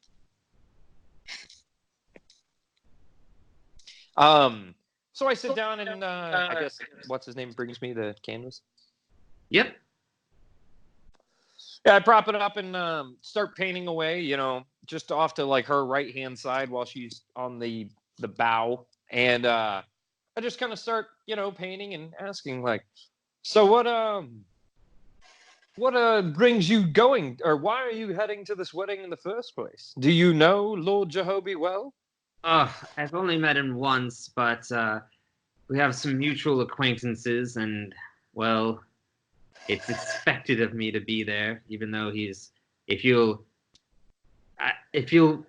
promise not to tell anyone, he's a bit of a bore. I have heard he is quite many things, none of which so far has seemed to be anything pleasant. Well, then you might have met him too. I have met many a people in my year. Hate me like one of your dark elf wenches. I mean, sure. I was already planning on it, but I mean, permission makes it all the better. As I'm painting, by the way, I might possibly be painting some anti-political undertones into this. Like magically, or? Oh, no. I'm gonna paint them normally. Perhaps like the sea is full of the corpses of litro mages and that kind of stuff, and perhaps Pirate Krong is standing behind her and actually holding her up. I love that idea. Yeah.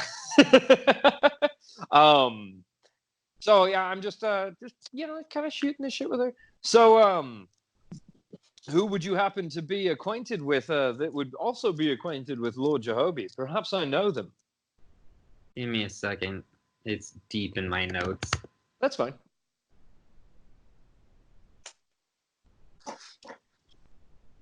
I also make her a little bit bustier than she actually is. She'll love it.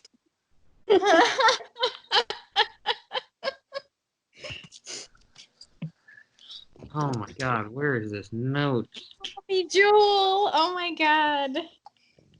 Oh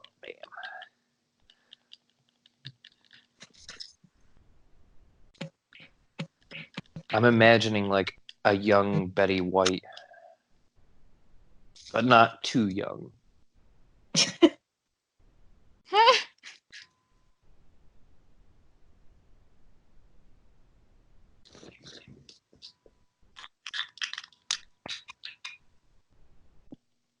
God damn it.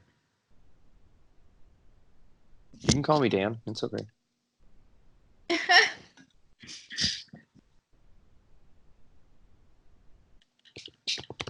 Wait, so she's like a sassy, rich Betty White tiefling? Yeah. I was thinking she was going to be more like the really old one in Golden Girls, the tiny, skinny, older lady. Sophia.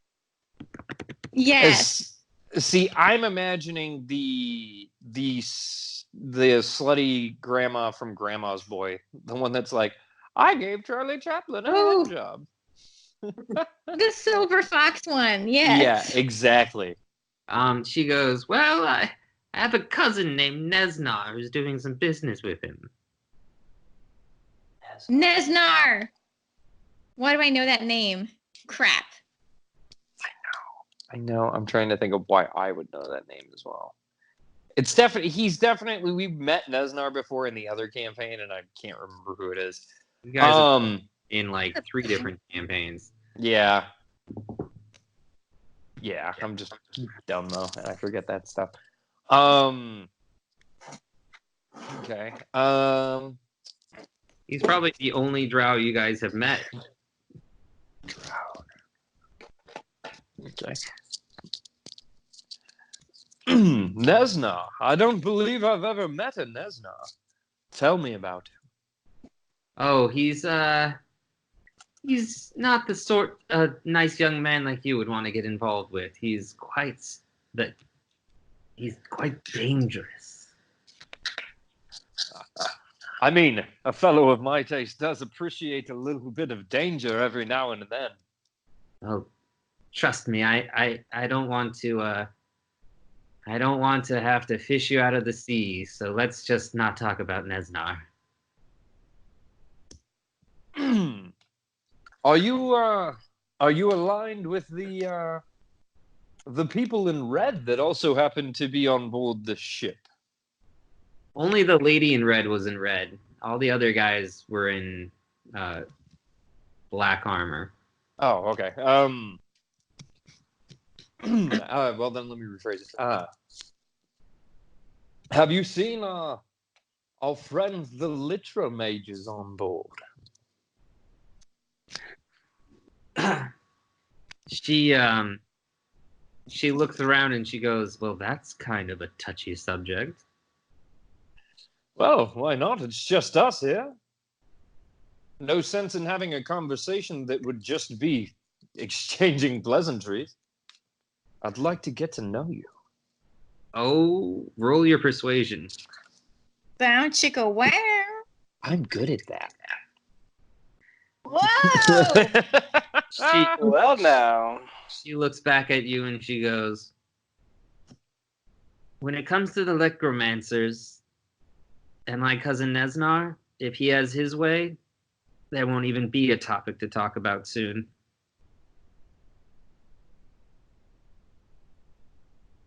I'm trying to decide how she's putting that, as if her cousin doesn't like the Litra mages? As in, they won't be an issue. Yeah, like, yeah. I guess you could roll your history to see if you know the name Nesnar. Nope. Okay. It sounds like me and this Nesna may have our political compasses at least aligned when it comes to the Litra mages. Well, I'm sure that's about where it ends. Oh, do tell me something nice. I hate talking about dreary things. Well, I do believe this painting is coming along very nicely, but I believe it's all down to what is the term I want to use? I believe it's all down to the subject matter. You're very easy to paint. Oh, you're so sweet.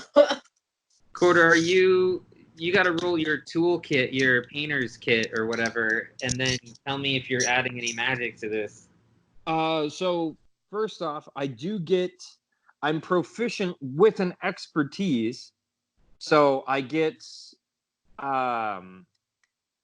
advantage with my rolls for it.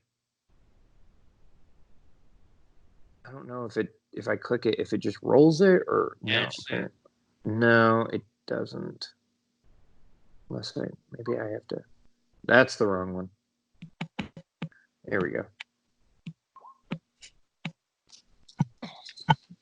As of right now, I don't think I'm going to use my magic. I think I'm just going to paint it normally. Okay, it is the heart of the ocean, and Quarter can paint her without clothes, but she is wearing clothes because they're out on the deck. Well, I mean, I am painting her with Pirate Krong, so perhaps imagine those smutty, trashy novels and that kind of stuff where it shows like the big burly man and that kind of stuff with the long flowing hair, and the woman is wearing clothes that are one button undone too much kind of a thing. Yes, she's got like a little like shawl thing draped, and he's got pretty much the shirt open, right? Yeah, pretty much. Yeah, that's kind of what I'm going for. Except he's holding her up on the bow of the ship and everything like that. Nice. Yeah, you know what? The heart of the ocean is beaming you in the eyeball, and it's getting rid of your artistic vision. You should probably just hold it for her. I have no reason to steal from the woman. It's not part of. I mean, I don't really want to steal. I don't really give two shits about that. Well, no, we can use it to buy another ship. True, but I'm not worried about having another ship. I'm worried more about my allegiances and everything like that. All right, Quarter. I'll go ahead and pose the question. So, I know this may seem a bit crass, but do you have anybody accompanying you to this wedding? Well, it is quite crass, but I'll have you know I am stag for this event. Well, perhaps somebody else who may be going to that wedding as well, who is also stag, might like to accompany you. Well, if he's wink, wink, nudge, nudge. Snap, snap, drink, wink. Say no more. Well, if his painting isn't shite, maybe he will.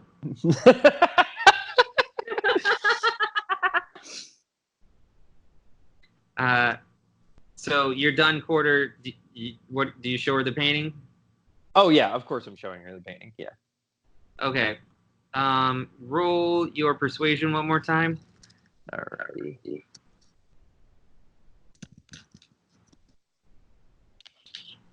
All right. She looks at it and she goes, "I look at least 3 decades younger. You cad."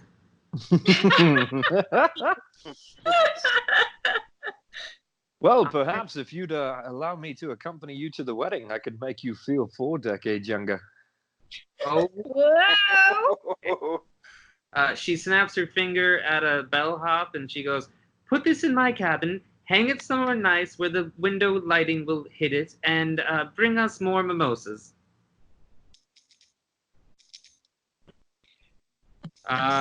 Whose icon is this? Belle, it's your turn. Oh, okay. Get it, girl. Wait, what am I supposed to do? He's I'm gonna say that because we've gone full circle, so it's the next day. You guys are a full day away from the wedding. What do you want? Is there anything basically we don't have? This doesn't have to take a long time, like the first day went. I'm just trying to make sure that anything you guys wanted to do or plan ahead of time before you get to the wedding is you've had a chance to do it. Okay. I think I'm good. I know that I need to find the Orb of Time. That's my main goal. So I'm going to meditate and make sure that I'm really focused for the wedding. Okay. Did you want to see the tailor with Stephanie and get dresses for yourselves? Yeah, that actually would be a lot of fun. Let's get fancy! Yay! All right, I think that fabric that was hanging up on the top of the ship would look great on me. That is a sail. Sail? And they don't let you take that. Well, damn, I thought it was my size. It's your size, but they don't let you take it. I'm just imagining her trying to be sneaky, and then just like the next morning, there's literally just a dress size cutout in the middle of the sail. If you really want to do that, I'm not stopping you.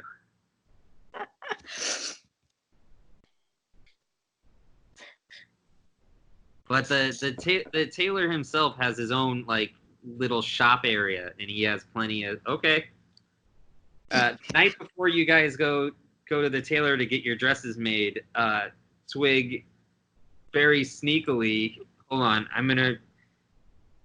This girl gets disadvantaged because she is terrible at her job, but she does get to roll to see to at least try. Nope. As you're cutting out a giant square out of the rigging,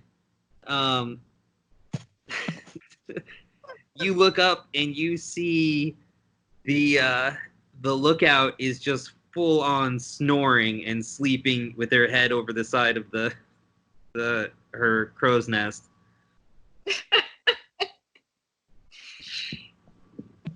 Nighty night, sugar plum. She actually is using 2 of the captain's eye patches to cover both of her eyes, like a.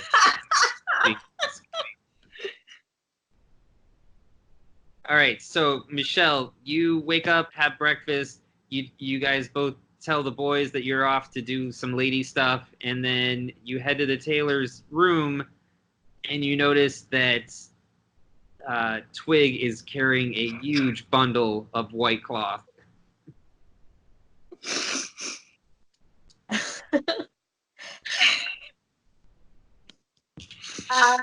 I simply kind of ignore it because she's weird and I'm used to it by now. Yes. Twig.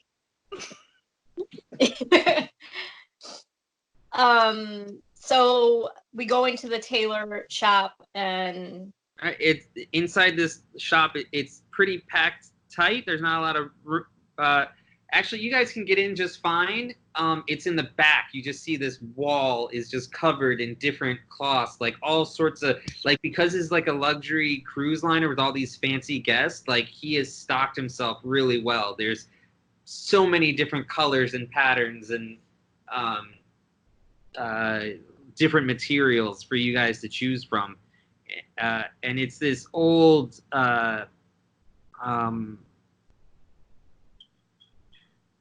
halfling, and he's got these glasses on that have multiple lenses that he can flip over. And he goes, welcome to Miracle Max's Tapestry Emporium. Thank you. We're looking for dresses for the wedding. A wedding dress? No, to wear at a wedding. No white. That makes way more sense. I thought maybe you two were getting married to each other. No. Oh yeah, no, I'm the girl. It's all right. All right, well, just pick a fabric and then we'll talk what kind of cut you'd like. Here, I brought this. Take it. You drop the fabric on him, and it's heavier than he can hold. It's bigger than him. It just collapses on him. And he just goes, "Whoa, help me! I can't get up." All right. Don't get your undies in a bundle, Munchkin. I'll fix it. And she lifts it up between 2 fingers. Okay. He goes, "Well, I mean, you really want a dress made from this? It's so...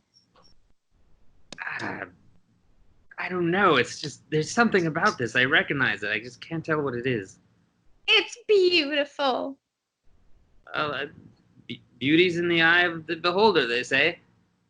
What? You seen a beholder? I know there was no beholders on this ship. Oh, heavens no! I would just be overboard in a second. No, that's okay. I kick his ass for you. Don't worry. It's all right, Munchkin. You look like you could eat him. You know, I never tried. I haven't heard anything good or bad about their flavor. Anyways, he looks to you, Michelle, and he says, "What about you, ma'am? What are you looking for?" I'm looking for a pink and purple shimmery dress. Ooh. He says, well, just look here, and he pulls out this drawer, and it's just full of like shimmering pink and purple different materials. I squeal in pleasure. You can't just say you squeal in pleasure. You have to do it.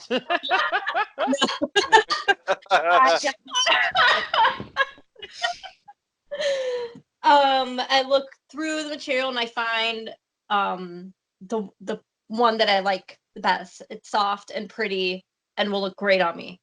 Okay. Be a stealth there. Okay. He just goes, I'm gonna need to get some measurements. Also, are you thinking of more of a cut from your homeland, like a Middle Eastern design, or more of a what's in fashion in Neverwinter right now? The wedding itself is very international, so however you feel, there's no wrong answer. I'm something like my hometown, but forestier than Middle Eastern. I'm from a forest, so. Right, so I'll cut this to look like a tree.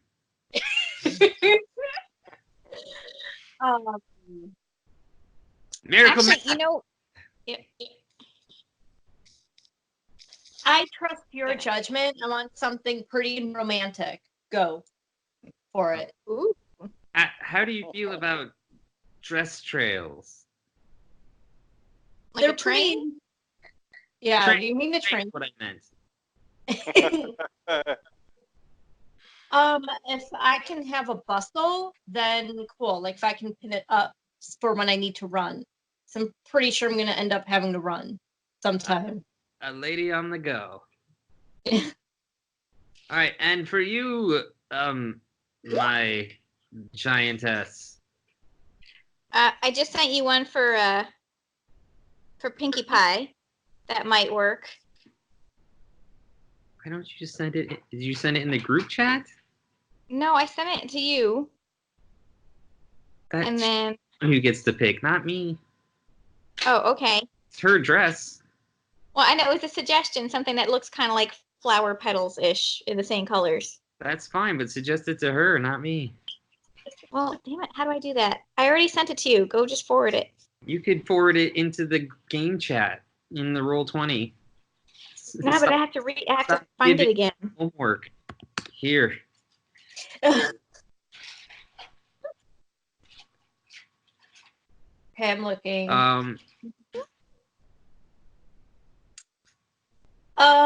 No. You can just send me a link if you know a picture, but it doesn't matter that much. Stephanie, she's asking how you want your dress. I know, I'm gonna send it. I'll put it in the group. Hang on, let me see if it goes on there. He goes, all right, this is gonna take me half a day, or my name's not Miracle Max. All right, cool. I just sent it. Perfect. He goes, this is gonna take me like 5 minutes.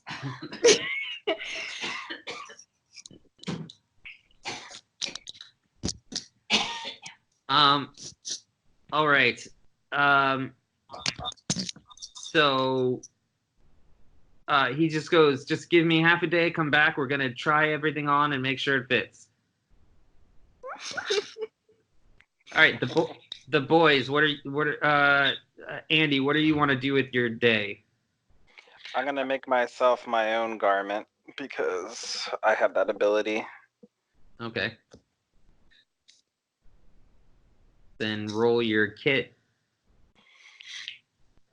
Roll my kit.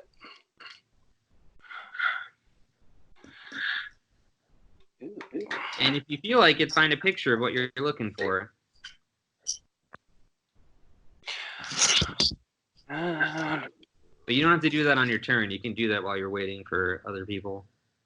Okay. Oh, where is my kit? On the bottom left, it says Weaver's Tools. Oh, there it is. So you can just click on that. Yeah, you do a great job. You're just you did grab some fabric from Miracle Max, but you went to your room and worked it out yourself. Mm-hmm. Okay, that's probably going to take you a big chunk of your day. Quarter, was there anything you're doing with your last day? What am I gonna do with my last day? Okay. What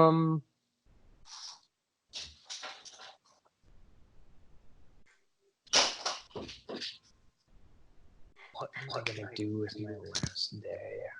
I would like to find the first mate. That's actually the helmsman. The helmsman. Okay. I would like to introduce myself to the helmsman, and I would like to just get to know him.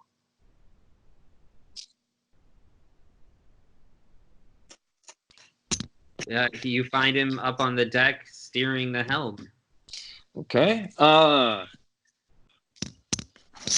man, it is hard being around so many aristocratic types for so long. How's your day going, man? Oh, sorry. Were you talking to me? Of course I was. I mean,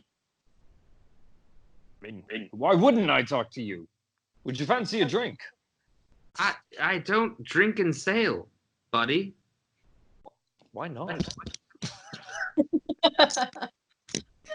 I did it once, and never again. That's all I want to say. That's fair. I suppose I will sit and drink in your honor. How's your day going? Well, to be honest, we had about an hour where I was lost, didn't tell anybody. So you don't tell anybody either. But we're on course now, I'm 90% sure. Hey, cheers to that, my good man. I'm sure you'll get us where we need to go. And honestly, I'm in no rush. Take the scenic route. The scenic route, I see what you did there. A good bard is nothing without his puns. It's not my fault though. It was cloudy. Nice puns. Sun's out, puns out. That's what we say on the ship. So how long have you been at the helm, sir? Helmet. Your name is Helmet? Helmut. Helmut? L-M-U-T. Well met, Helmut. My name is Meliodas. Smelliotis? I mean, I've been called that by a few women in my day, but no, Meliodas. Like a melody. Oh, like a melody. Now I get it. I thought you meant like a malodorous smell. I mean, sometimes. You never know. Sometimes it's kind of hard to get to a bath. Is there a bath on this ship? Well, for the passengers there are, not for us crew. Do you want to take a bath? No, I'm sorry. To be more clear, the first mate and the captain have access to bath, but not for the general crew. Ah, I see. Okay, so you've seen the bath. Yes, the captain and I share a bath. I mean, not at the same time. I mean, we have access to a bath in the captain. Hey, if you share the bath, that's more power to you, my friend. Your captain's a very powerful man. That he is, but I swear that's not what I meant. Rather virile and strong. With his one good eye. Hey, it only takes one eye. And a peg leg. Anyways, you're not friends with that dwarf that just comes around and asks super awkward questions, are you? A dwarf? I've never seen a dwarf. Well, if you do, you'll have seen one. Asks awkward questions, do you say? Like what? It's just like he asked me twice in a row how long I've been a helmsman. What was your answer? My whole life. That has not changed. You've been a helmsman your whole life. I've been working at sea since I was 7, and I worked my way up very quickly. Have you ever dreamed of being anything other than a helmsman? Well, hopefully one day a captain of my own. A captain of your own? Seeking to usurp the great... What's the captain's name? Ahab? Are we calling him Ahab? No, it's Akib. Oh, Akib. Seeking to usurp the great Akib, or seeking to have a ship of your own? Voice down. No one said that. No one said that. It was implied that I would save up money and get experience and be a captain of a completely different ship. No mutiny involved. Hey, no one said anything about mutiny. No one didn't say anything about mutiny. Oh, all right. It's all in jest, my good man, all in jest. I mean, you can't eat a ship either. You can't eat a ship? As you said, in jest. Oh, yeah. Well, you ever tried? Mahogany is rich in flavor and smell. Anyways, can you guys give me one more minute break, and I have another surprise for you. Okay. I really like, the only reason I'm doing this is just because I want to pick up as many mannerisms and just all about what this guy is. I'm sure you can guess where that's going, Jello.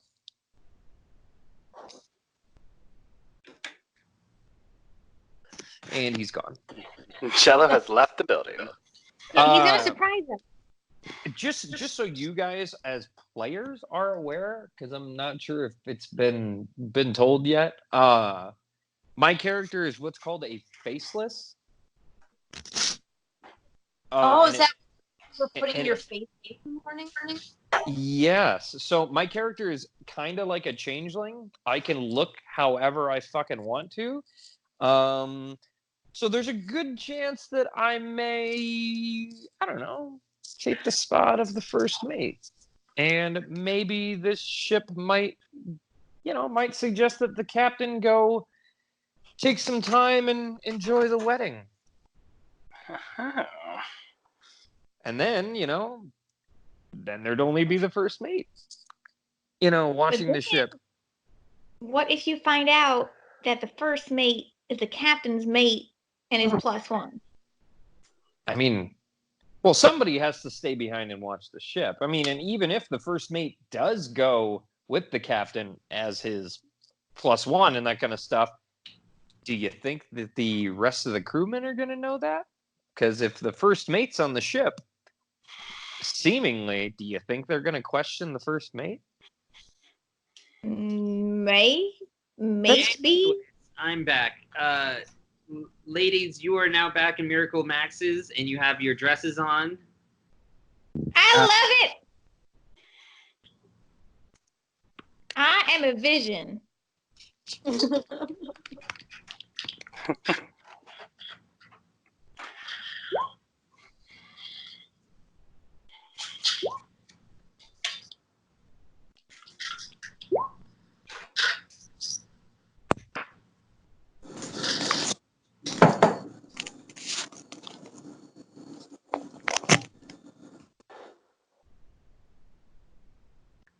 Stephanie, Before you say you love it, you may want to see what he actually did.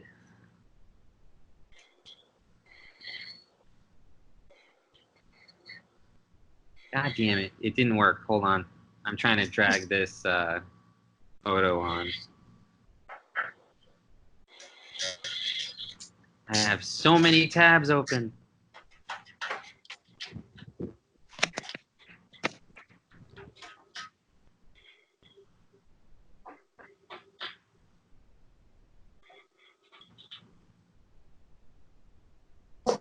Miracle Max says, look, I took your design and then I threw it the fuck out. Because honestly, dear, this is my job. And I cannot have you going around telling people I put you in a curtain. Ooh, that's pretty. So he used your material, but he made you an actual dress. Are you talking, Steph? I can't hear you.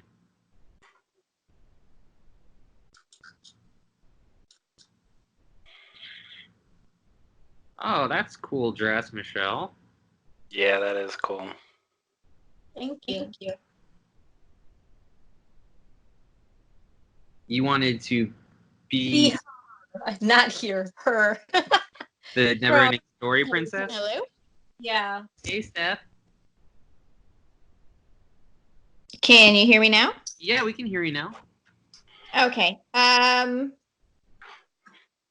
Tweak is not pleased. Well, Twig, you're going to be the belle of the ball, and when you meet some nice, handsome Goliath at the wedding, you'll be thinking. Whoa. Those Goliaths, they's got bad blood with me. They don't like me. Well, that's just back in those lands. There are Goliaths everywhere. And I'm sure you'll meet a more open-minded one someday. Whoa. I don't know about these things. Well, it doesn't have to be a Goliath, but it sure isn't going to be a halfling. Oh, you're so cute, Sugar Plum Munchkin. You just ain't tried Tweak yet. I'm afraid you would kill me. I probably would, but you'd die happy.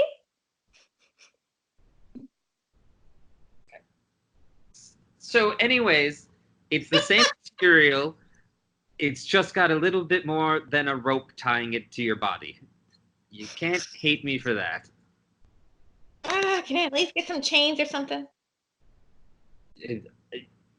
I'm sure they have chains all over the ship. I want nothing to do with this. All right, cool. I put it on, and then I go find some rope and wrap it around. Before you guys leave, everybody roll your perception.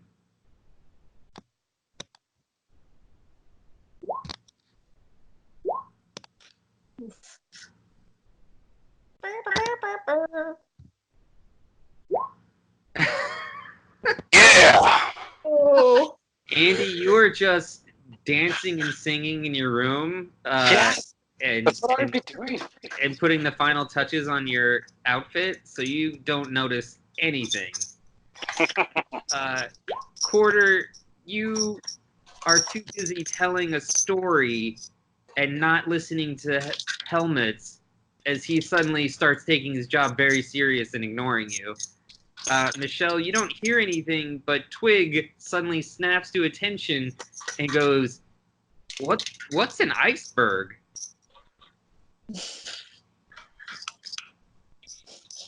Yeah, what in tarnation is an iceberg? Twig, you hear someone yelling, iceberg, dead ahead, and ringing a bell. Is that a type of sandwich? It's a type of lettuce. I don't know. I can go for a burger. Kiva, you would know what an iceberg is. It wouldn't make any sense in this ocean.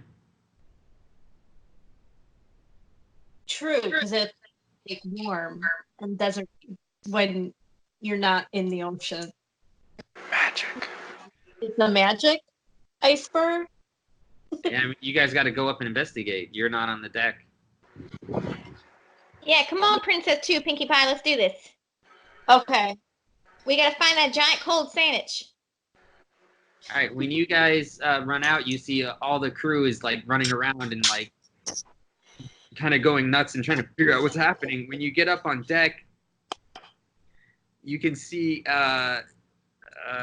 Actually, I'm gonna make this a little easier. You guys run by Andy's room and see that he's still in there, ignoring everything.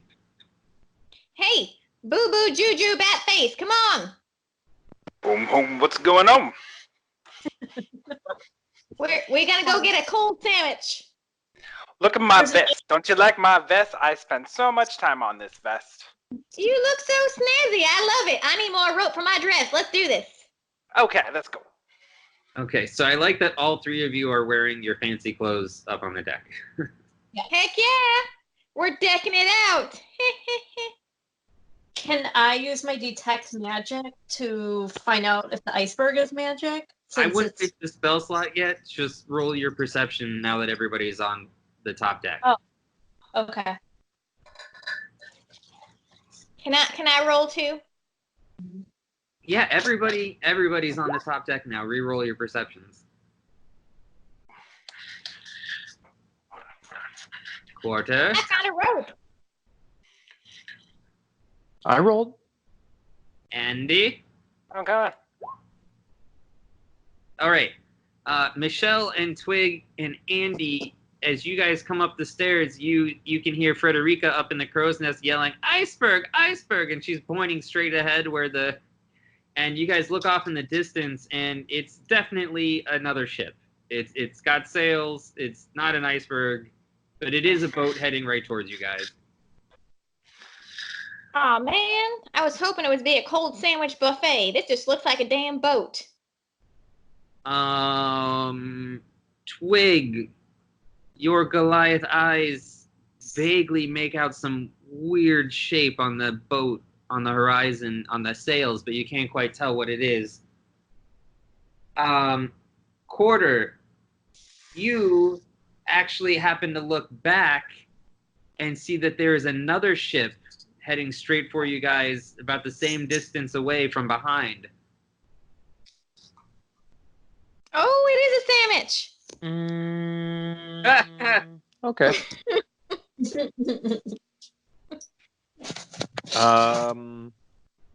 I choose to say nothing. I'm not fucking worried about this. Quarter, you can roll one more perception to see if you can tell what's on the sail. No, it's still too far away. Yep. Sounds about right. I've had too many mimosas, apparently. All right, the alarms are ringing. You see all the fancy guests are bugging the bellhops, like, "What's the fuss? What's happening? Why can't we just keep going? What's it like? Who gives a shit about another boat on the ocean? It's an ocean. That's where boats go." I can run up to the captain and take his eyeglass thing. The captain is looking through his eyeglass thing. Is exactly what I was about to say. Oh. And he yells, get all the passengers below deck. We've got trouble coming. We've got trouble coming." Treble? Oh, why don't you say so? We got Bard, he can sing. Trouble. Travel? Tribble. Tribbles? I've been called rabble before. I don't know what travel is. Look, you're so big. I'll let you stay up here because we might need your help because there are PIRATES coming. Oh, Pratt? Oh, yeah, I've been called that too. Think that means that you're annoying. Pirates. We have pirates coming. I don't know how to make this more clear. You can try, Yeah, all it right. won't work.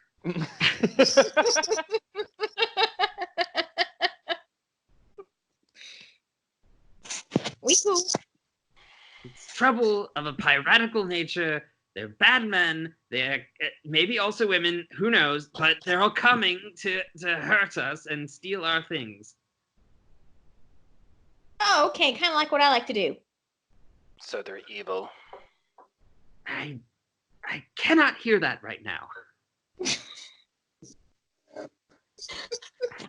I have enough on my plate. Yeah, I ate a lot this morning too. Let's kick their ass. Your enemy is my enemy. Well, then All you right. can stay on deck too. Nice dresses, by the way, ladies. Thank you. You know, my original design was better. Just saying. So the little guy took some liberties I was not okay with at present. Oh, little guy is his word. You can't say that. You're a little guy too. I'm allowed to say everybody was littler than me.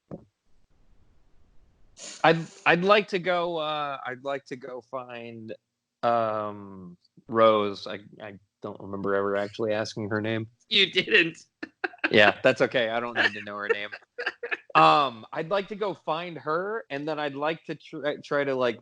I'm gonna let her know that pirates are coming, and then I'm gonna try to get her into my room to hide her, and tell her to bar the door, and I'm gonna leave to make sure that she's safe. Her name is Amira Duckunch. Amira Duckunch. Okay. Yeah. So I'm gonna go get her, and then I wanna try to let her know, like, there's pirates coming. I'm going to stow you in my room. I will protect you, my dear. Is this a game? I've never played this game. I promise you, dear, this is no game. There are real pirates coming. So you're gonna dress up as a pirate, are you? How did you know? Who told you? No, my dear sweet DeCunch, you really truly don't understand. There are real pirates with real swords about to board us. We are in grave danger, and I am trying to protect your life. This is quite an ordeal you're going through just to get me in your room. You could have just asked nicely. Would you happen to please accompany me to my room, where you will bar the door and we can role play I'm trying to play a pirate and break in? Okay, but grab some mimosas. I'm quite thirsty. I'll go get the mimosas. You go to my room and bar the door. All right, you cad. All right, so at least she's taken care of. I don't have to worry about that. And I need to now find a place to disappear for a moment away from everybody. Well, 3 people that aren't in the rooms. Pick the one that's closest to me. All right, you go into Andy's room. All right, perfect. Well, I'm gonna go with you because I need to get my armor. No. I need to go to a room where no one else is. Well, you can go in before me. That's probably not going to work either. I can cover my eyes. I will not peek. I will pick. He's gonna be too busy lighting incense. It's okay. Because if I go into that room and then somebody else comes out of that room, it's going to be really fucking awkward. Oh, I'm sorry that you feel that way. Because remember, your guys' characters don't know that I am what I am. So yeah, I'm just gonna pick. I don't think Andy's even been paying attention to what you are. Well, no. I told him while you had walked off. Okay. But if I'll use Twig's room because she doesn't know what a room is.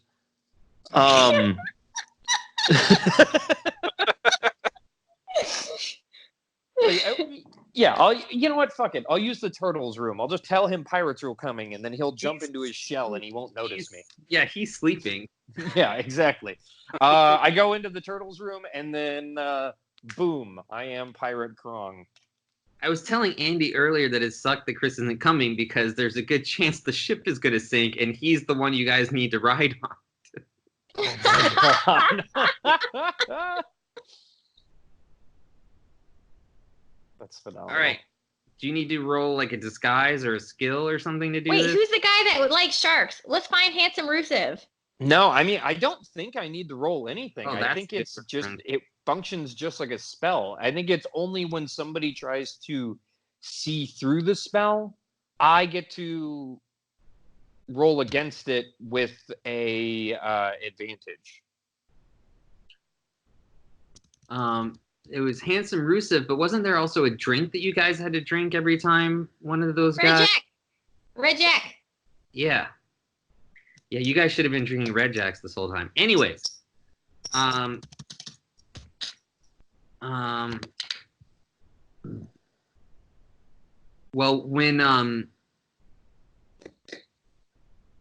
when Juju hits level 3, he gets a spell that lets him summon a steed. And I'm imagining if he's out in the ocean, it's going to be a dolphin.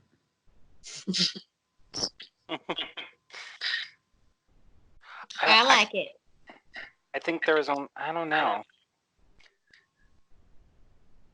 Anyways, so what am I doing? Okay, so while quarter is, just find out for me that people have to like, it is going to come up eventually how people can try to see through your disguise. I can smell you. Yeah, I'll look it up. All right, so while he's changing and Andy's putting his armor on in his room, the 2 women upstairs, you guys would become more aware of what is happening. You would see that a lot of the crew members are pulling out random weaponry. They've got cutlasses. They've got some crossbows. There are 2 on each side of the ship, ballista, which are like really large crossbows that shoot like super thick spears. Do you guys know what I'm talking about? Yeah. I want to Yeah. ride that thing. The thing they hunt with. Michelle, they're like giant crossbows, like to like puncture holes in the sides of ships. Oh. Okay. They're Like like more stabby than cannons. Like it takes a whole team of people to like crank the drawback, and then 2 people to carry this giant arrow and load it up. Yeah, it basically shoots a spear the size of a railroad tie. Gotcha. So you see crews of people trying to get that stuff ready. While everyone's preparing for this upcoming battle, is there anything you guys are doing?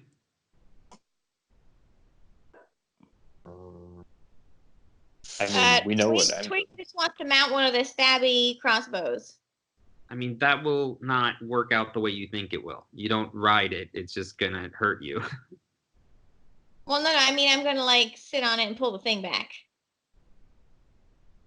So you're going to help the team load the arrows. Yeah. Okay, roll your strength. And please crit fail. All right, yeah, you basically do 2 of those guys' jobs for them. That was just with my left arm. So 2 of those guys run off and try to help other places. So you're now they're just looking at you in awe as you pull this drawback, and they're like, "Shit, we might stand a chance. You're with us, lady." Hell yeah! Michelle, what are you doing? And also English. I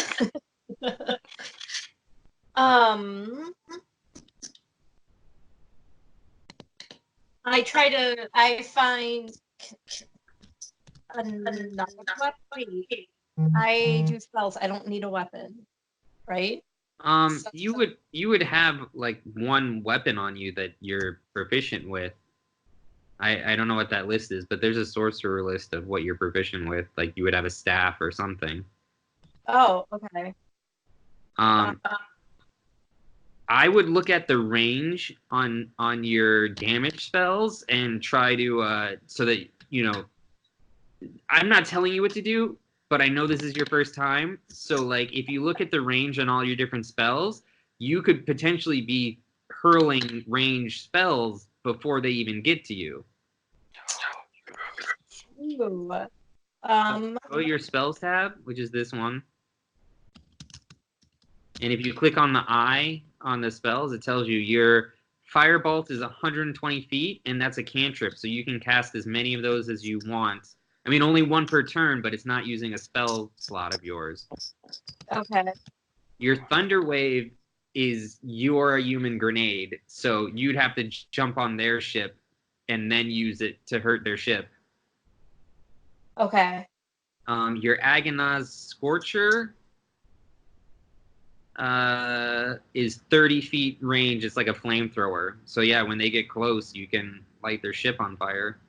Okay. Are they like within 120 feet? Not yet.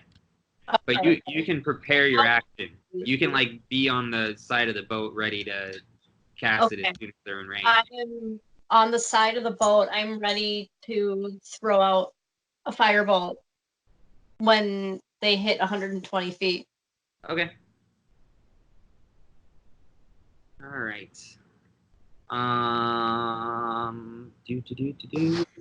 Can I just maybe just throw up just this little tiny caveat just to say that maybe throwing fireball spells when there's Litro mages on board the ship might complicate things?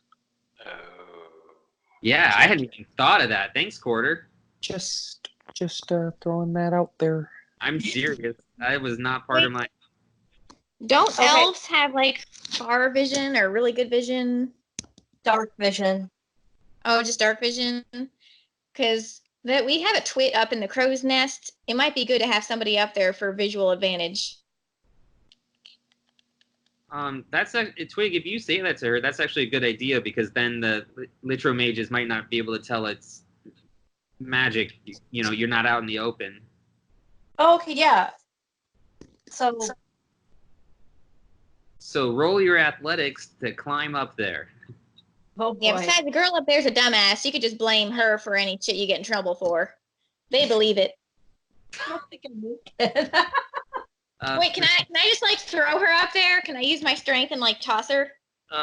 Twig, you notice that she can't even get up the first part of the mast, so you could at least throw her up into the rigging so she can hold something. Do you want me to roll athletics or something, or? You're gonna need to roll your strength, just your strength. Oh. Okay. All right, Michelle, you're trying to scramble up this wet main post that you can't seem to get up when suddenly two big beefy hands grab you by your shoulders and just hoist you up, like straight up in the air so that you can reach the ropes and pull yourself. So roll your athletics again. Okay, now you're climbing. Atta girl. Twig, you hear your new, you hear Greenie goes, Twig, we need you back at the ballista. Oh, I'm coming to the shooty thing. Don't you worry. It's a stabby cannon. Let's do it.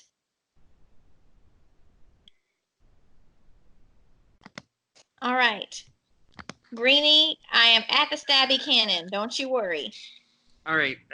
By this point,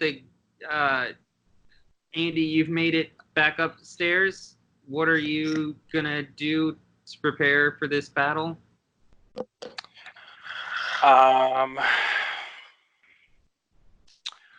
Well, the only thing I can do in the meantime.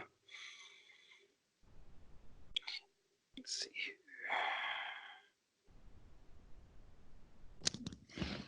Nothing. I was gonna put Shield of Faith on someone, but it's only 10 minutes, so by the time they get here. No, it'll be fine. You can totally prep that. They're gonna be there in like 2 minutes. It's fine. Oh, okay. Well, then I'm just gonna put Shield of Faith on the mage, on Michelle, since she's only wearing a dress. Okay.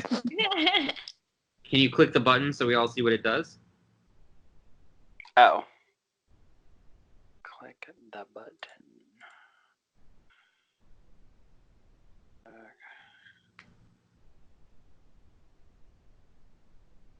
if you just click the word on it, it should like be able to click.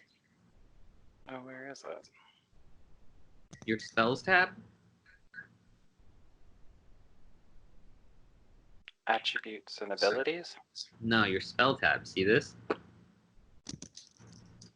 Oh, there. Okay. So click your Shield of Akati. There you go.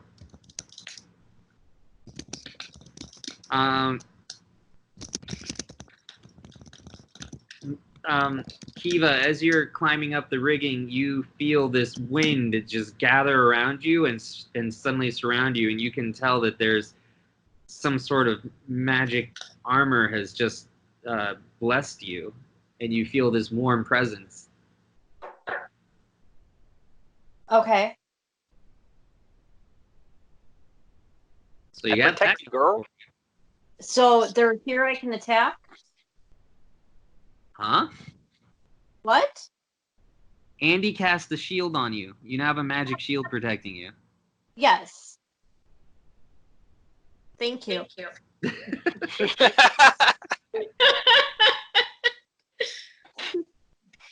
You're welcome. Okay. The ship is now 120 feet away, and everybody roll your initiative. Okay. Clear.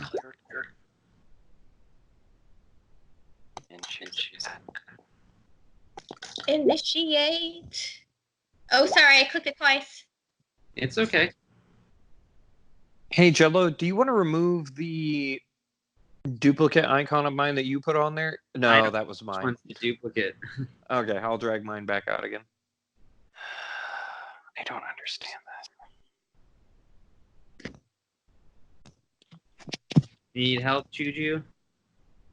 I just don't understand. It says to right-click it, No, and then you don't right-click it. All you do is click on the Batman picture so that the blue outline appears. I don't get a blue outline. Okay. Wait a minute. Is this it? No. The problem you're having is for some reason it's not linking to you. So I'm going to relink it to you, and then you should be able to do it. Here, try it now. Can you click it now? Oh, something happened now. Yay! What do I hit? Red, green, or blue? Oh, no, you got to go back to your character sheet and then Oh. press Initiative. initiative, which should be like top center. There you go. Yay! Look at that. You all rolled in order, too. That makes things easier.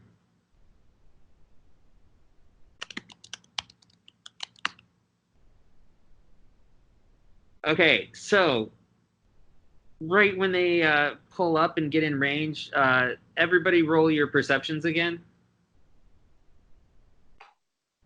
And Michelle, you have advantage because you're up in the crow's nest. Mm-hmm. I ain't found shit. Oh yeah, Quarter, you finished changing. What did you change into? And were you going back upstairs? I changed into Pirate Krong and donned the hat and everything because why would the pirates attack a ship that Pirate Krong has already taken over?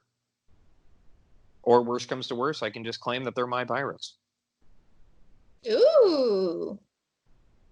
The bard is so clever. Maybe. But I'm assuming I didn't see anything because I was underneath, like at the bottom of the ship. I've left the room and I'm on my... Actually, I haven't left the room yet. I'm going to stay in the room until at least the boarding starts. Okay. You don't want them to see your turquoise feather from far away? Michelle, you notice that these are all...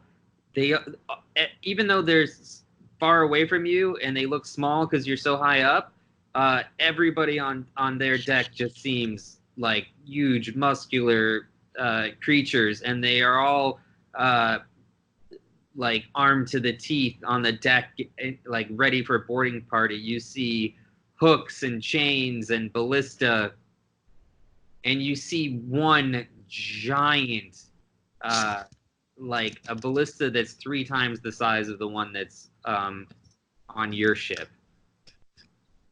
Okay. Andy and Stephanie, you guys can. Stephanie, you recognize right away. It looks like this is a whole crew of pirate Goliaths. Ooh. Are they bigger than Twig? They're about the same size. Okay. And Andy, you notice there's huge bloodthirsty pirates all getting ready to come right at the ship. Now, small note, my race is stronger than standard Goliaths because of my mixed blood. That's fine. You're not stronger than 100 of them. I'm stronger than like 50. Okay. Okay. I will arm So, wrestle them all. so Michelle, you get to go first because you prepared your action, Okay. and then we're gonna do the turn order. Okay, so I shoot my fireball at them. Anywhere in particular? At the ballast thingy. Okay. So click your button, This big. What do I click? Sorry. your fireball button. Oh.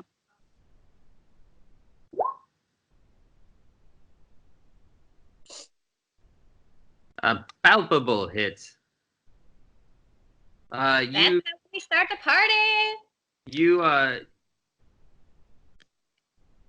You hurl a small like if you were doing a fireball, it'd be your whole hand, but this is more like you point and like a little ball of fire just gets shot out like a gun out of the tip of your finger. But it's magic fire and it's hard to put out, so when it hits the ballista, the fire just starts spreading. It's made of wood and metal. You see a bunch of Goliaths immediately start to try to put it out. Stephanie, you were also on a crew that had already prepped the shot, so you can do a shot before it's your turn. So roll a 1d20 plus your dex modifier.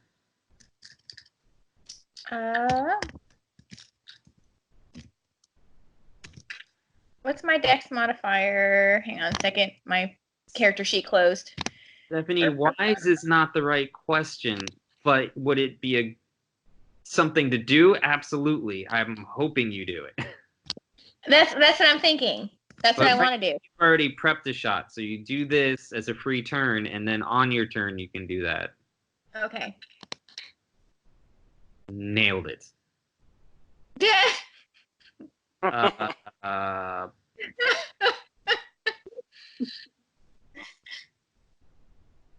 Stephanie goes to pull the trigger on this ballista, and it doesn't work. So she like kicks it and says, "What the fuck?" And just snaps the arrow in half that was loaded, and everyone's just looking at her like, "What just happened?" There's a slight malfunction with the shooty thing, but don't you worry, I'll be right back. Twig's gonna go get something and make it all better. Yep.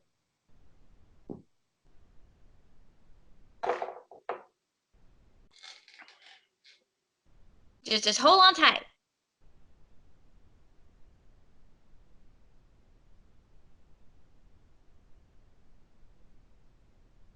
Okay, since you are now level 2, you can use your cunning action to move as an extra bonus action. So you can run 60 feet in one turn.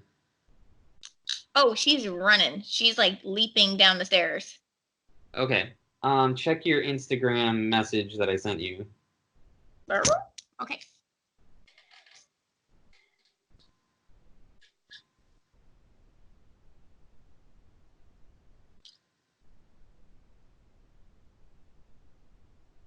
All right.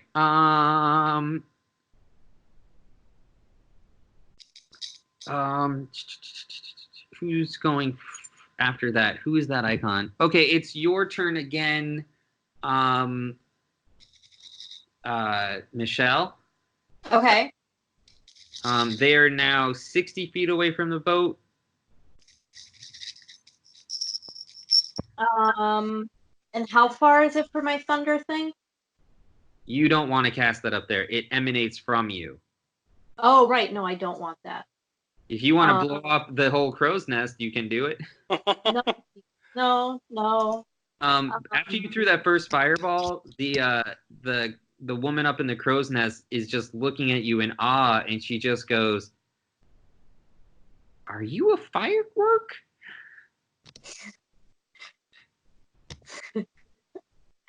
She goes, "This is a lot of hullabaloo for a iceberg. I don't see why we can't just go around it."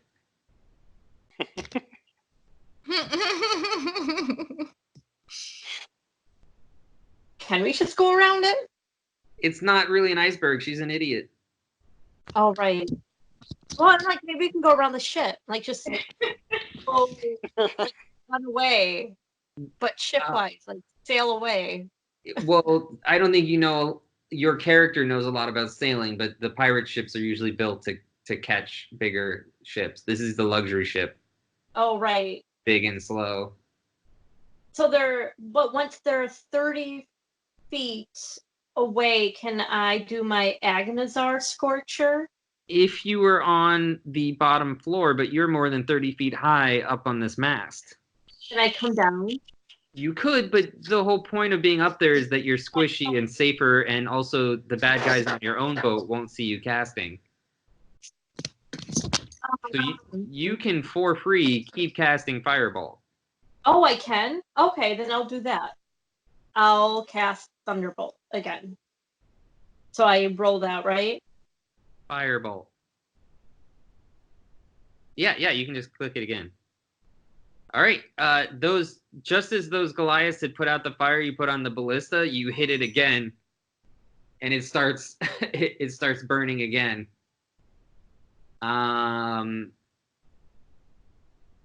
They all look up at you where the fire came from. Uh-oh.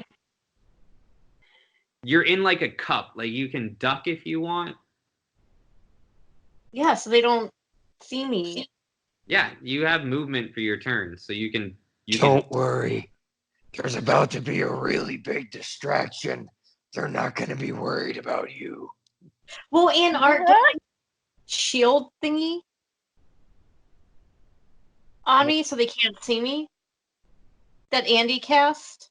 No, it's not an invisibility shield. It just raises your armor. Oh. So it's harder for them to hit you. Okay. I still duck, though, because I don't know that there's going to be a distraction. Yeah, that's fine. So when you duck, Frederica looks over the side and goes, "Oh, man, that was a great shot." And then her head is missing. Oh. As just a spear just went right through her head and yanked it off her, and then her body flops next to you. Ooh, that is nothing. Her parents always said she'd lose her head if it wasn't attached.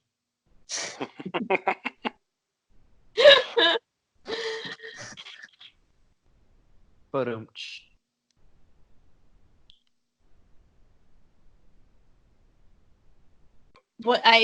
is it still me? No, that's the end of your turn. Sorry. Oh, okay. So next up, Quarter, are you still waiting? They haven't boarded yet. Oh, you know what? Actually, they rolled a 12 for their turn order, so this is going to be them boarding. So they'll go first. So who's still on deck? It's just Andy, right? You're the only one that's actually on the deck. Bring it on. Andy, roll your perception. Oh, God.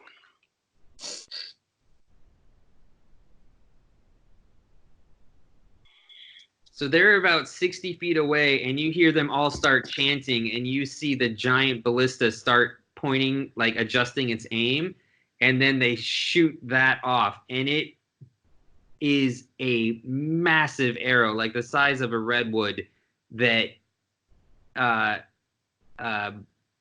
is attached to a chain, and it's got 4 prongs on the end, like a grappling hook, and it bursts through the entire, not the passenger cabin and the floor below you, all the way to the other side, and then starts pulling the boats together. They start yanking the chain back, and you guys are getting closer and closer. There are plenty of Goliaths just standing on the edge with hooks. Like everyone's throwing lines. They're all just trying to latch the boats together. Okay. So I see all this, and so it's below. The giant hook is on the other side of the ship now. Like, if you want to mess with the hook, breaking it on their end would be better. But really, they've done a pretty successful job of attaching the ships now, and they're going to start boarding. It's not your turn yet. I just wanted to explain what it looks like. Oh, okay. Quarter, roll your dexterity save.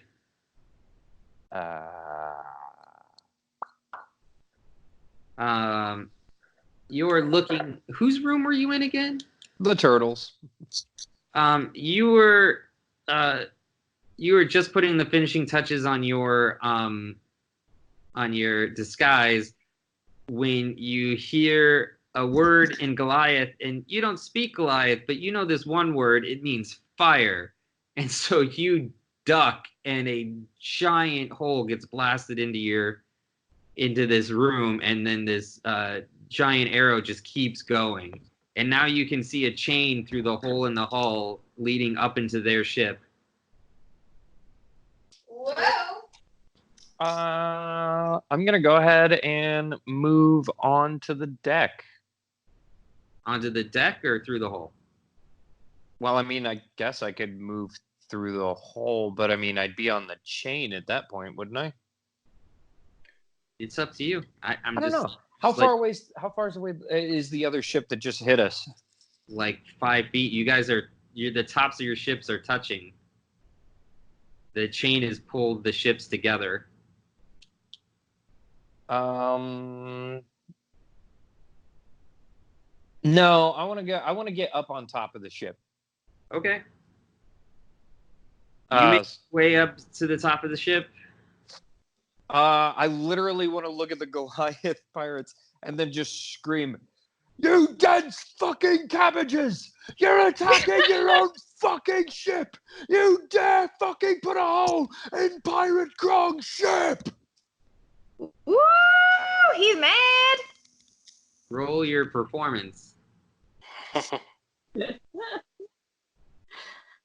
give that performance an A+. Oh, Jesus Christ. They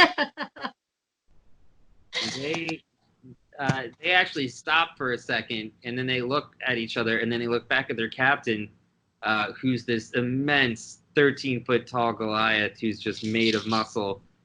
And he goes, "Bring me Krong's head!" Oh. Wait, 13 foot is like super oversized. Their tallest size is 11 foot. You're not in charge of me. You're not my boss. Story trumps rules. All right, fair enough. Bring it on. I am going to beat somebody down.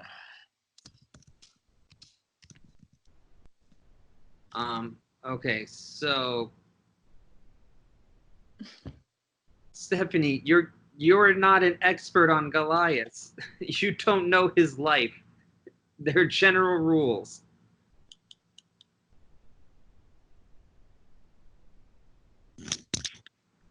Anyways. Actually, would I still have my would I still be able to cast or no?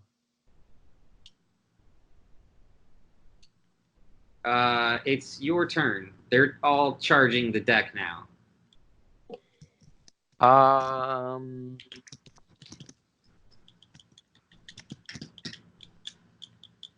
Did it cast? No, it didn't. All right, hold on. You might have to choose what level. Sometimes this window pops up. No, it was because I still have the what's it called I'm going to play Unearthly Chorus that is playing the Bard song that I made for Pirate Krong.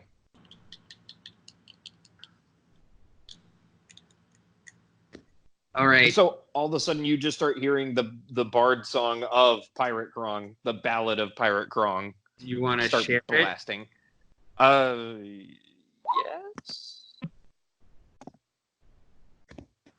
You should have done that before you. Yeah, let me see if I can find where I put it. You're gonna have to drop it, Stephanie. Okay, your one was super, super oversized because you picked this weird, crazy skill thing, but usually they don't go past 8 foot. I don't care. This guy is a monster, and you don't know why. Well, he's wearing platforms. He's not. Get over it. Well, I'm gonna have to kick his ass. Again, story trumps rules. All right. I am going to have to paste this into the Skype because I don't have it on my iPad.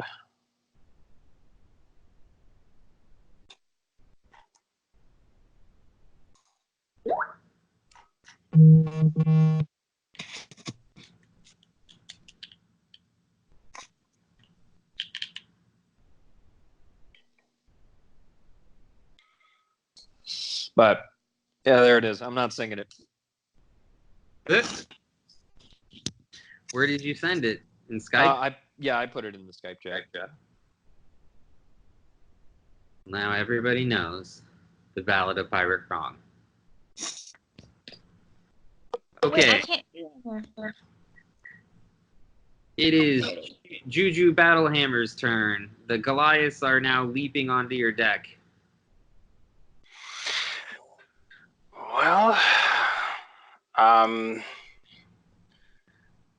so who's around me?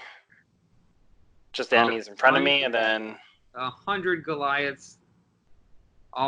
There's so much chaos on board. They're trying to kill everybody that's at the ballista that are facing the ship.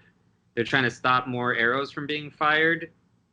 They're just trying to kill all the crew members. There is a group of Lycromancers who are holding their own. They've already killed a few Goliaths, and they're casting spells, and they're wielding great swords. okay. Well, I'm not going to protect them. I'll go stand guard with the people at the ballistas. Okay, they're already being attacked. You want to attack one of the Goliaths that's there? Yes.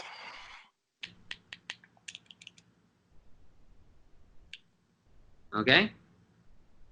You can roll your attack or cast one of your spells, whatever you feel like doing.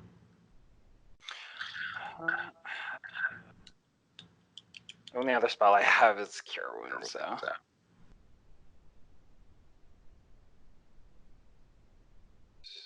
I just roll strength? Yep. Or...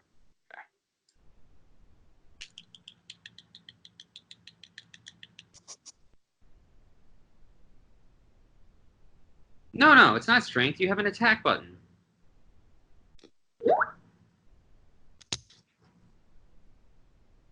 It's in the center of the character sheet. It says Great Hammer.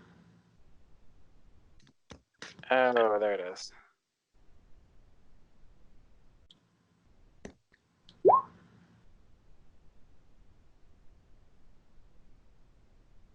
All right. So click the button that says Great Hammer to get your damage.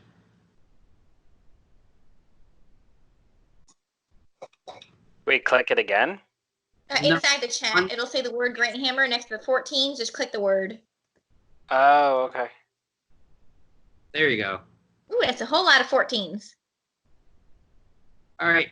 You see this one Goliath has picked Greenie up by the neck, and he's about to skewer him with his cutlass. And you just slam your hammer down and basically break this guy's arm at the elbow so hard that it looks like it's gonna fall off. Woo! I got his name. Go, boo, boo, bat. It is Twig's turn. You've made it down to the lower hold. All right, I'm grabbing as much as I can hold and carry, and I'm running back.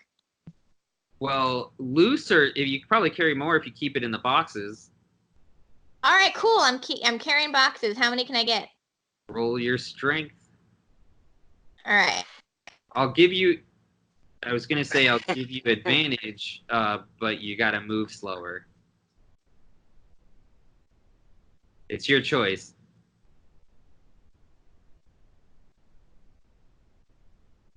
Are you muted again? This is a weird time to be muted.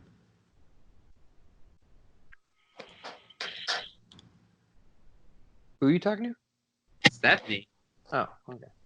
I think her thing clicked out again.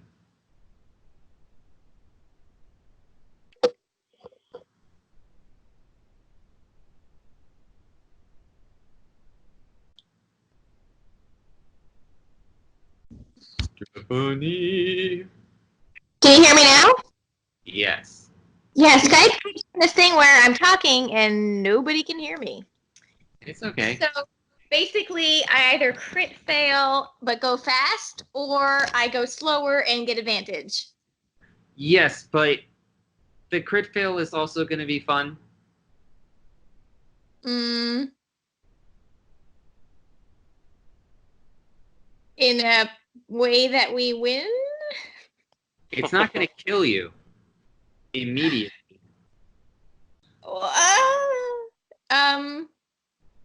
Damn it, now you've piqued my interest.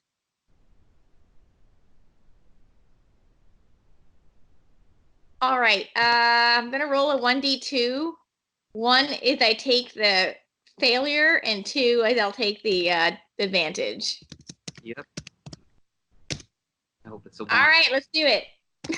All right, Stephanie, you get 2 of these boxes up on your shoulders, but you realize afterwards that one of the boxes is the one that was actually pried open already, and a big explosive just falls and hits the deck.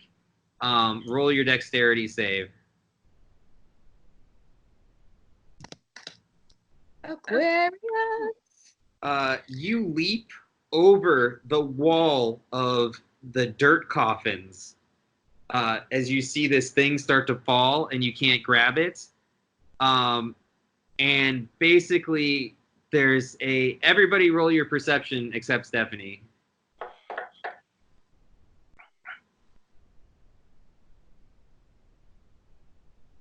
Ooh.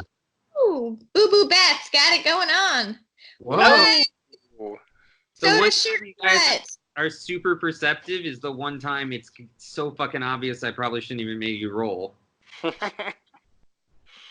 Michelle, do you want to roll your perception?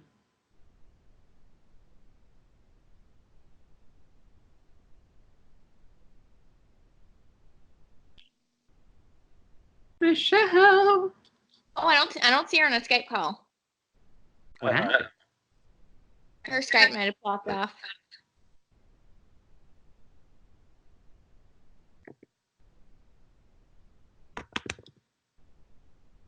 Can anyone add her?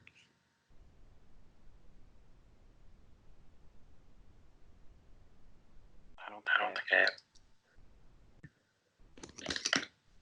am. Okay, I'm adding her.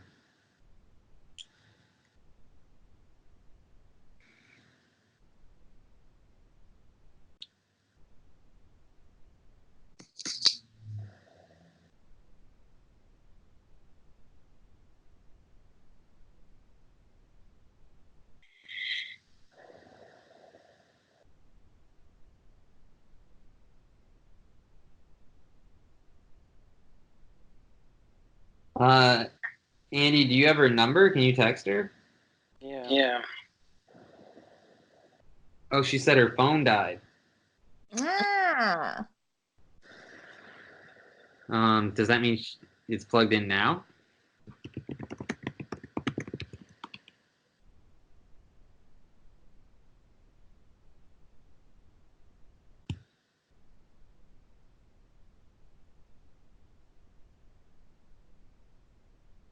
So So I don't know when she got kicked out, but when she rolls her perception, she'll be the one person who's very surprised. This is what's happening.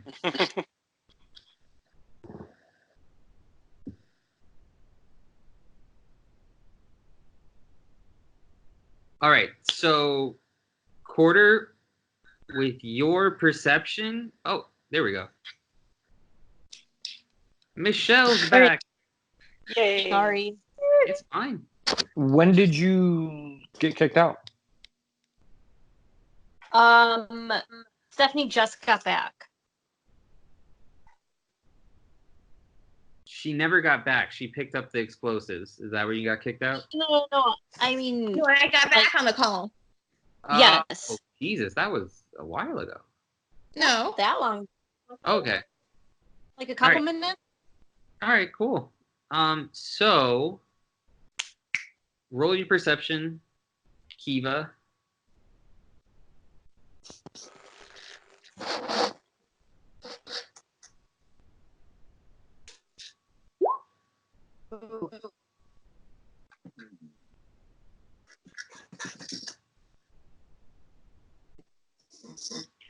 Okay.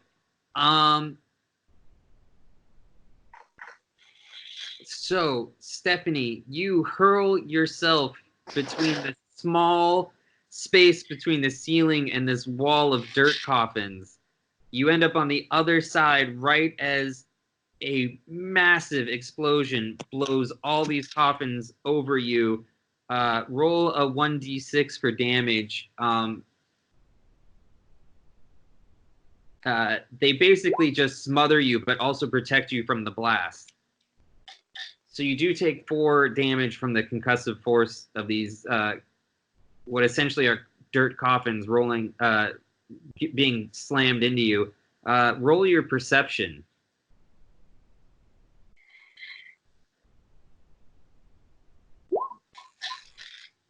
This is definitely grave dirt because you see pieces of corpses in this, like the boxes that have been exploded towards you. Why grave? It's a mystery. You wanted a murder mystery. We didn't actually get there yet.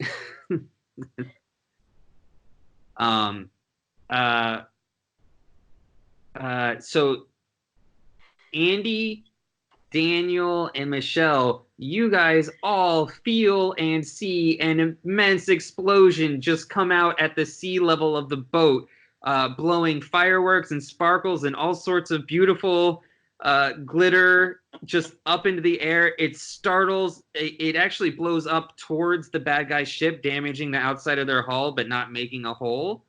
But doing a lot of damage. You can see the hull is very weak on the outside. It also kills a bunch of the Goliaths that were just getting ready to board. Like it knocked them off into the sea, or it just blew up right in their faces. The whole backside of their ship, all the Goliaths they're getting ready to board, just either fell into the sea or got knocked backwards. The fireworks are still going off. You know, it's not like one instant explosion. They're still like all sorts of things are happening. Quarter, you happen to look back again. That other pirate ship you're now definitely sure you're the only one that sees it, and there's another pirate ship coming up from behind. It has a completely different mast. I mean, not mast, flag. It's a skull and crossbones, but the skull and crossbones has, at the ends of all the bones, has a hand holding a scimitar. So there's 4 scimitars. Okie dokie. It's about 1 or 2 turns away at this point.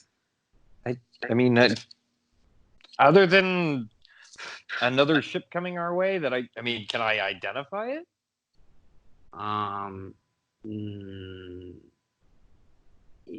If you had some way of seeing farther than you can see right now. Oh, okay. Like captain's eyeglass. But that's not super important. Anyways, it's still Michelle's turn. That's why we stopped, because we realized you weren't on the call. Oh, sorry. No, it's fine. It's fine. all of a sudden, it's the side of the ship that's facing the bad guys, so your ship starts just taking in water and lurching sideways, tilting towards the enemy pirate ship. In this first lurch forward, Michelle, you find yourself within the 30 feet range to cast your spell because the whole mast is tilted. Oh, okay. Roll your dex save or your athletics to not fall out of the crow's nest. Okay. Oh. You hold on to the pole in the center of the crow's nest as it just dips right down into shooting range.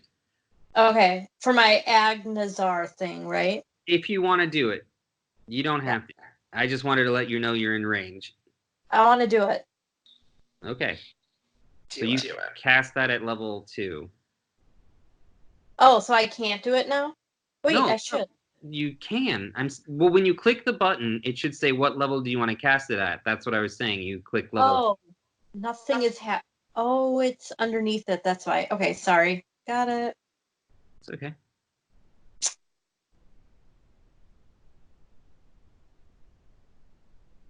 Were you still aiming for the ballista or for the pirates? The pirates. Whatever I'm closest to. Okay.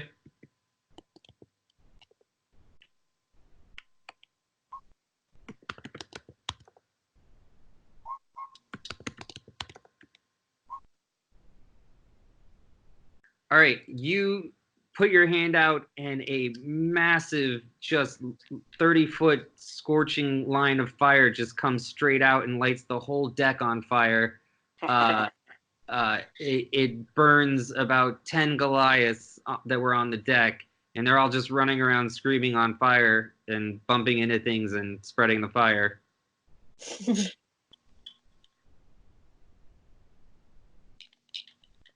And then the boat just tilts right back up to how it should be, but starts very quickly sinking. Like you can tell that like the ship is not gonna last. Don't worry, Steph, we're almost done. We're gonna end on a cliffhanger. Uh-oh. Right now, technically, you're in the safest place. Okay, so I'll stay where I am. I want to stay in the safest place. I mean, you'll sink last as long as the boat just keeps going the way it's going. Okay. Is the Goliath ship sinking? No, but she just lit it on fire. Oh, okay. Sorry, guys. That's okay.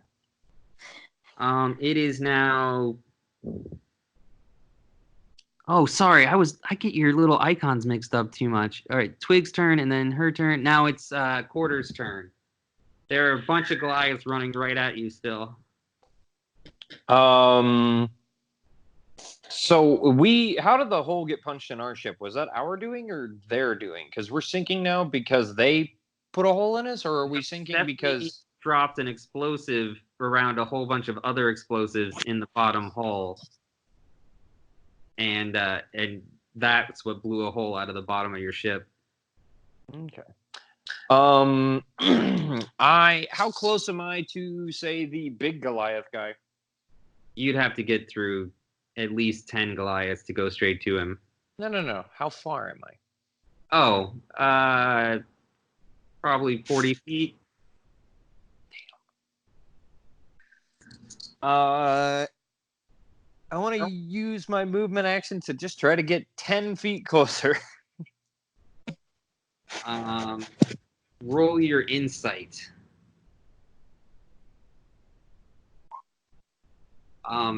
You can get 10 feet closer, but that would put you, within 5 feet of the first Goliath that's running at you. Or you could jump up into the rigging and get closer. Jump up into the rigging to get closer to him. All right, roll your acrobatics.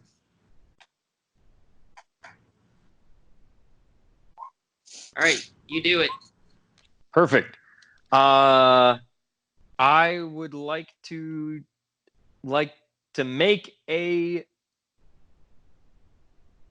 performance check with advantage to try to convince the Goliath pirate captain that I am Pirate Krung and we are basically friends. Because that's part of the whole like song thing that I'm doing. The unearthly chorus. Yeah, I get it. You roll one more insight because this guy seemed to know who you were. Like this is not a stranger. 17. I mean, either way, it should work regardless of whether he hates me. Let me just reread the spell again. I can't remember. I didn't know if it was like someone that's already a sworn enemy is going to get convinced. Yeah, because it says music of a style of your choice fills the air around you in a 30-foot radius. The music spreads around corners and can be heard up to 100 feet away. The music moves with you centered on you for the duration. Until the spell ends, you make a charisma performance check with advantage. In addition, you can use a bonus action on each of your turns to beguile one creature you choose within 30 feet of you that can see you and hear the music. The creature must make a charisma savings throw. If you or the companions are attacking the creature automatically, blah, blah, blah, blah. Yeah. No, don't blah, blah, blah. That's the one that makes it not work. If you or your companions are attacking it, the creature automatically succeeds on the saving throw. If they're attacking it. You guys are in the middle of a fight. I think that counts. Then I can say don't attack the fucking big guy. You know what? I'll just let you try it this time. But I feel like if you're in a clear battle with a clear enemy, it would be a much more powerful spell. I see where you're going with it. I guess to me, attacking is like a direct attack kind of a thing. Okay, as long as no one attacks that guy, but also just remember there's other NPCs that might attack him. Which is also true. But yeah, so performance with advantage. Okay. Do they roll anything? Versus a, what did it say? Charisma saving throw? Hold on. Let me see what it said. A charisma deception check. Creature automatically uses. Creature makes a charisma saving throw. Yeah. Okay.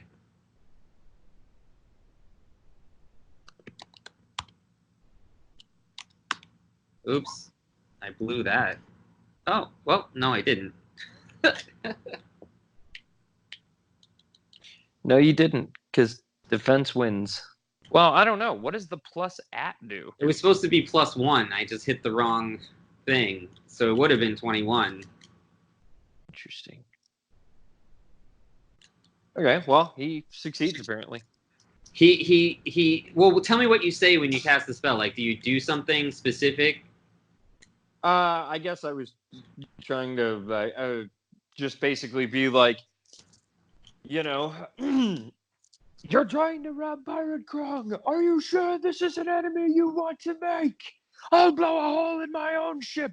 What do you think I'll do to yours?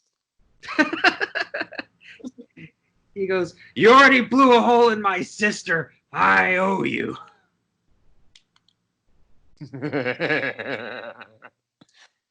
I know what he probably means, but I'm taking it the other way. Well, he means it. She's pregnant.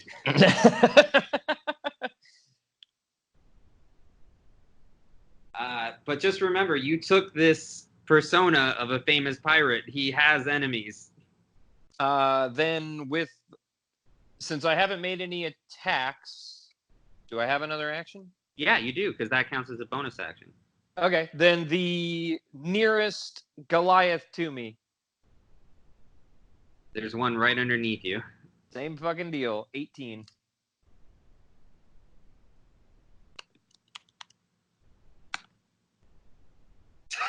What is with their fucking charisma? Sorry. They're Goliaths. I didn't even give the non-captain a bonus. It was just a straight roll. I know. Jesus Christ. All right, whatever. They have their bloodlust going. They're not falling for your shit. I'll just have to kill them. I mean, that's plan A. Well, I mean, plan B. If you can turn them to your side, turn them to your side.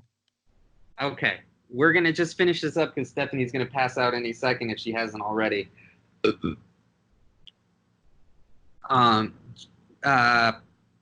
Juju, it's your turn. Okay. So I'm assuming I'm still with the guy that I took his elbow out. Yeah, and he dropped Greenie, by the way. Okay. So I tell Greenie to run away, and then I go back at it at the brute. Okay, swing your hammer again. Swinging the hammer.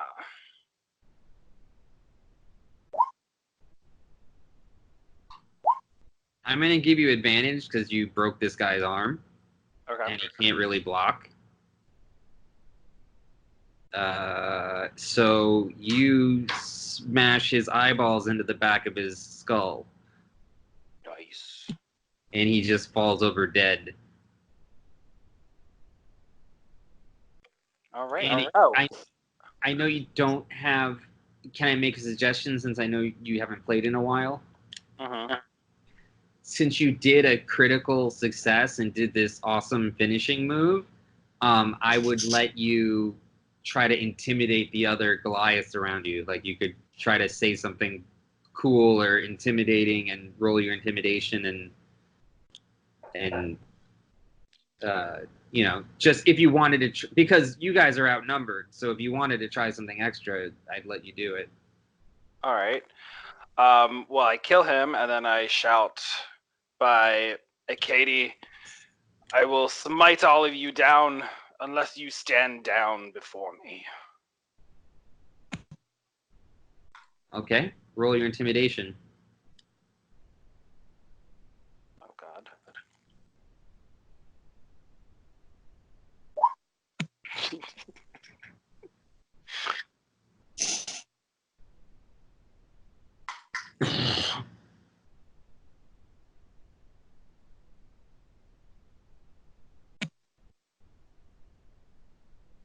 Oh, I never really gave you guys a frame of reference, but your luxury ship is much longer than the pirate ship. The pirate ship is faster and bulkier and more built for war, but yours is still a big ship. It's going to take a while to sink. Your intimidation wasn't great. They all kind of just look at you like they're going to use you like a toothpick. Stephanie, does your Skype work? Are you still awake? Because we can't hear you. I'm going to venture to guess that's probably asleep. Well, who knows? Their Skype's messed up 8 times. Stephanie!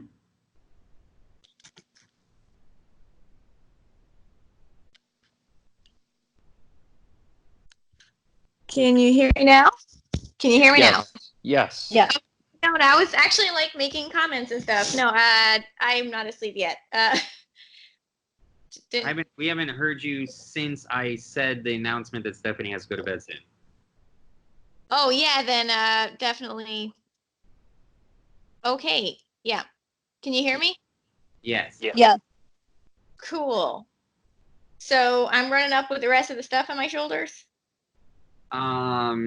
Well, no, it's not that easy. You are covered in grave dirt and bodies, and the room you're in is filling very quickly with water. Are they full bodies or body parts? There are some full bodies and there are some body parts. Man, these rich people are nasty. So you're going to need to make a series of rolls to survive this room. First is your strength. Check or save? Roll your athletics. Okay. Damn. Okay. You just fucking shove all these boxes just off you. Like, you know, when someone tries to dogpile the Hulk and he just like flexes and knocks everything off of him. Yeah. Sweet. This shit just bursts away from you. and you see this just rushing waters coming, and it hits you. You can see the way up the stairs. So roll your athletics again to like you're just try to get out of there. You're trying to swim up and out. You're doing great. And I'm getting a shower. All right, your dress is see-through now. God damn it. You were still wearing your armor underneath. Yeah, you never took how it else off. would I wear a dress? Duh. Anyways,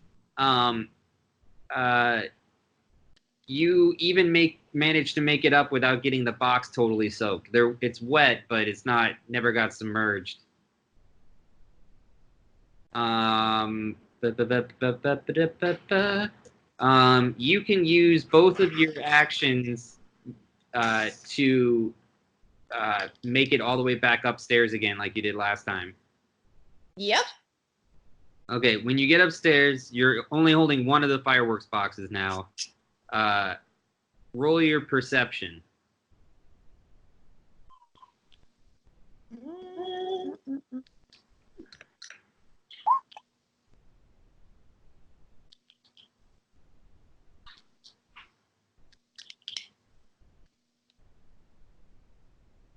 Okay. You're looking around. You see all these Goliaths on deck. You see people dying and fighting for their lives, and then you notice a shadow come over you, and there is another pirate ship with a skull and crossbones on its mast, and it is twice the size of the other pirate ship, and it's not come up to your ship, it's come up on the other side of the other pirate ship. And everybody roll your perception. What? Twig, I'm using your first one. It's fine. Oh, okay.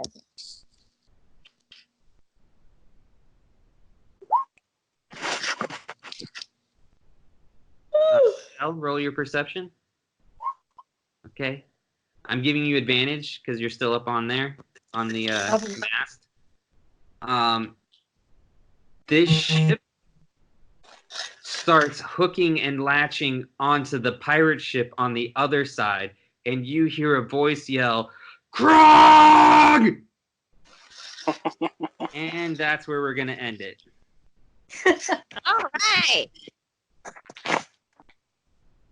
Dad? If we're gonna roll any insight, it would be that Federico told 1,000 stories after you guys left about how a friend of Krong's got on the boat. This boat. Not good sure job. if good or not. That's why it's a cliffhanger. So yeah, here's the thing.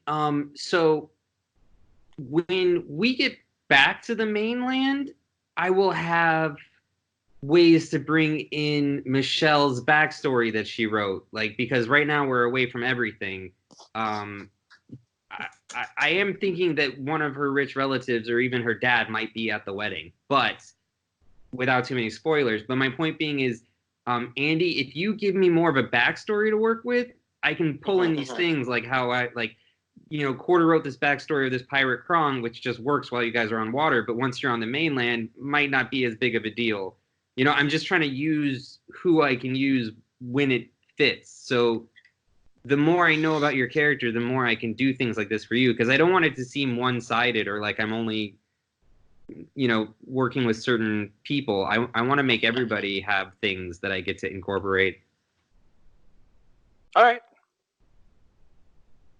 So yes. So I hope everybody had fun. Yeah. Yay! And you guys got to do your first battle that you didn't have to run away from. And nobody died.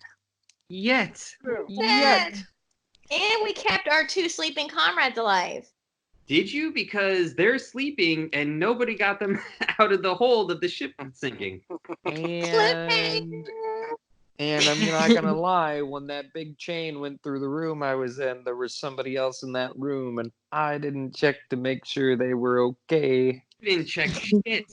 You didn't even bring them out with you. You just left. I think next game they should roll a 1d2 to find out whether they died or not. Oh my gosh. You guys are not nice to your teammates. I mean, we're used to teammates just not being there all the time. All right. Do you guys have any questions, comments, or concerns before we say goodnight?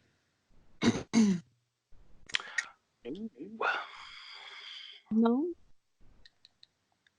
Okay. Hope y'all ready for a fire show next game. Well, Stephanie, I'm still wondering, since your boat is sinking, what the goal is to, like, you want to blow up the other ship? Is the goal for everybody to just be swimming? No, I would like to blow up the dead bodies. What? Well, because necromancers, can't they, like, rise the dead? Like, control them? You guys are worried about, like, 8 steps ahead of, like, you're in a sinking boat. That should be the priority. And I don't know that the bad guys are technically necromancers. They're called lichromancers, which I'm not even sure what that is, other than an odd name. I thought you guys were just not hearing it correctly. Oh, no. They are called lichromancers. Oh, okay. You can't hear it incorrectly if you read it. Jello, we don't read the things you write. That's perfect.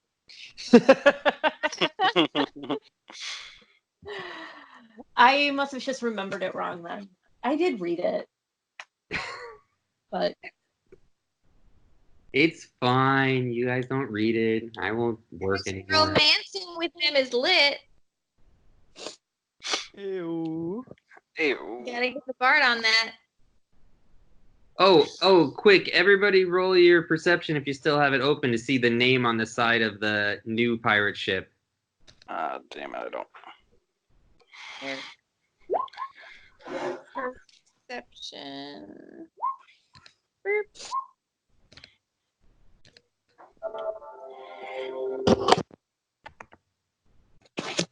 What did you guys get? I don't have it. Who's playing Michelle PlayStation? Michelle, Daniel, and Twig all see. I'm going to put it in the Skype. Oh, no, I'm going to put it in the Roll20 chat.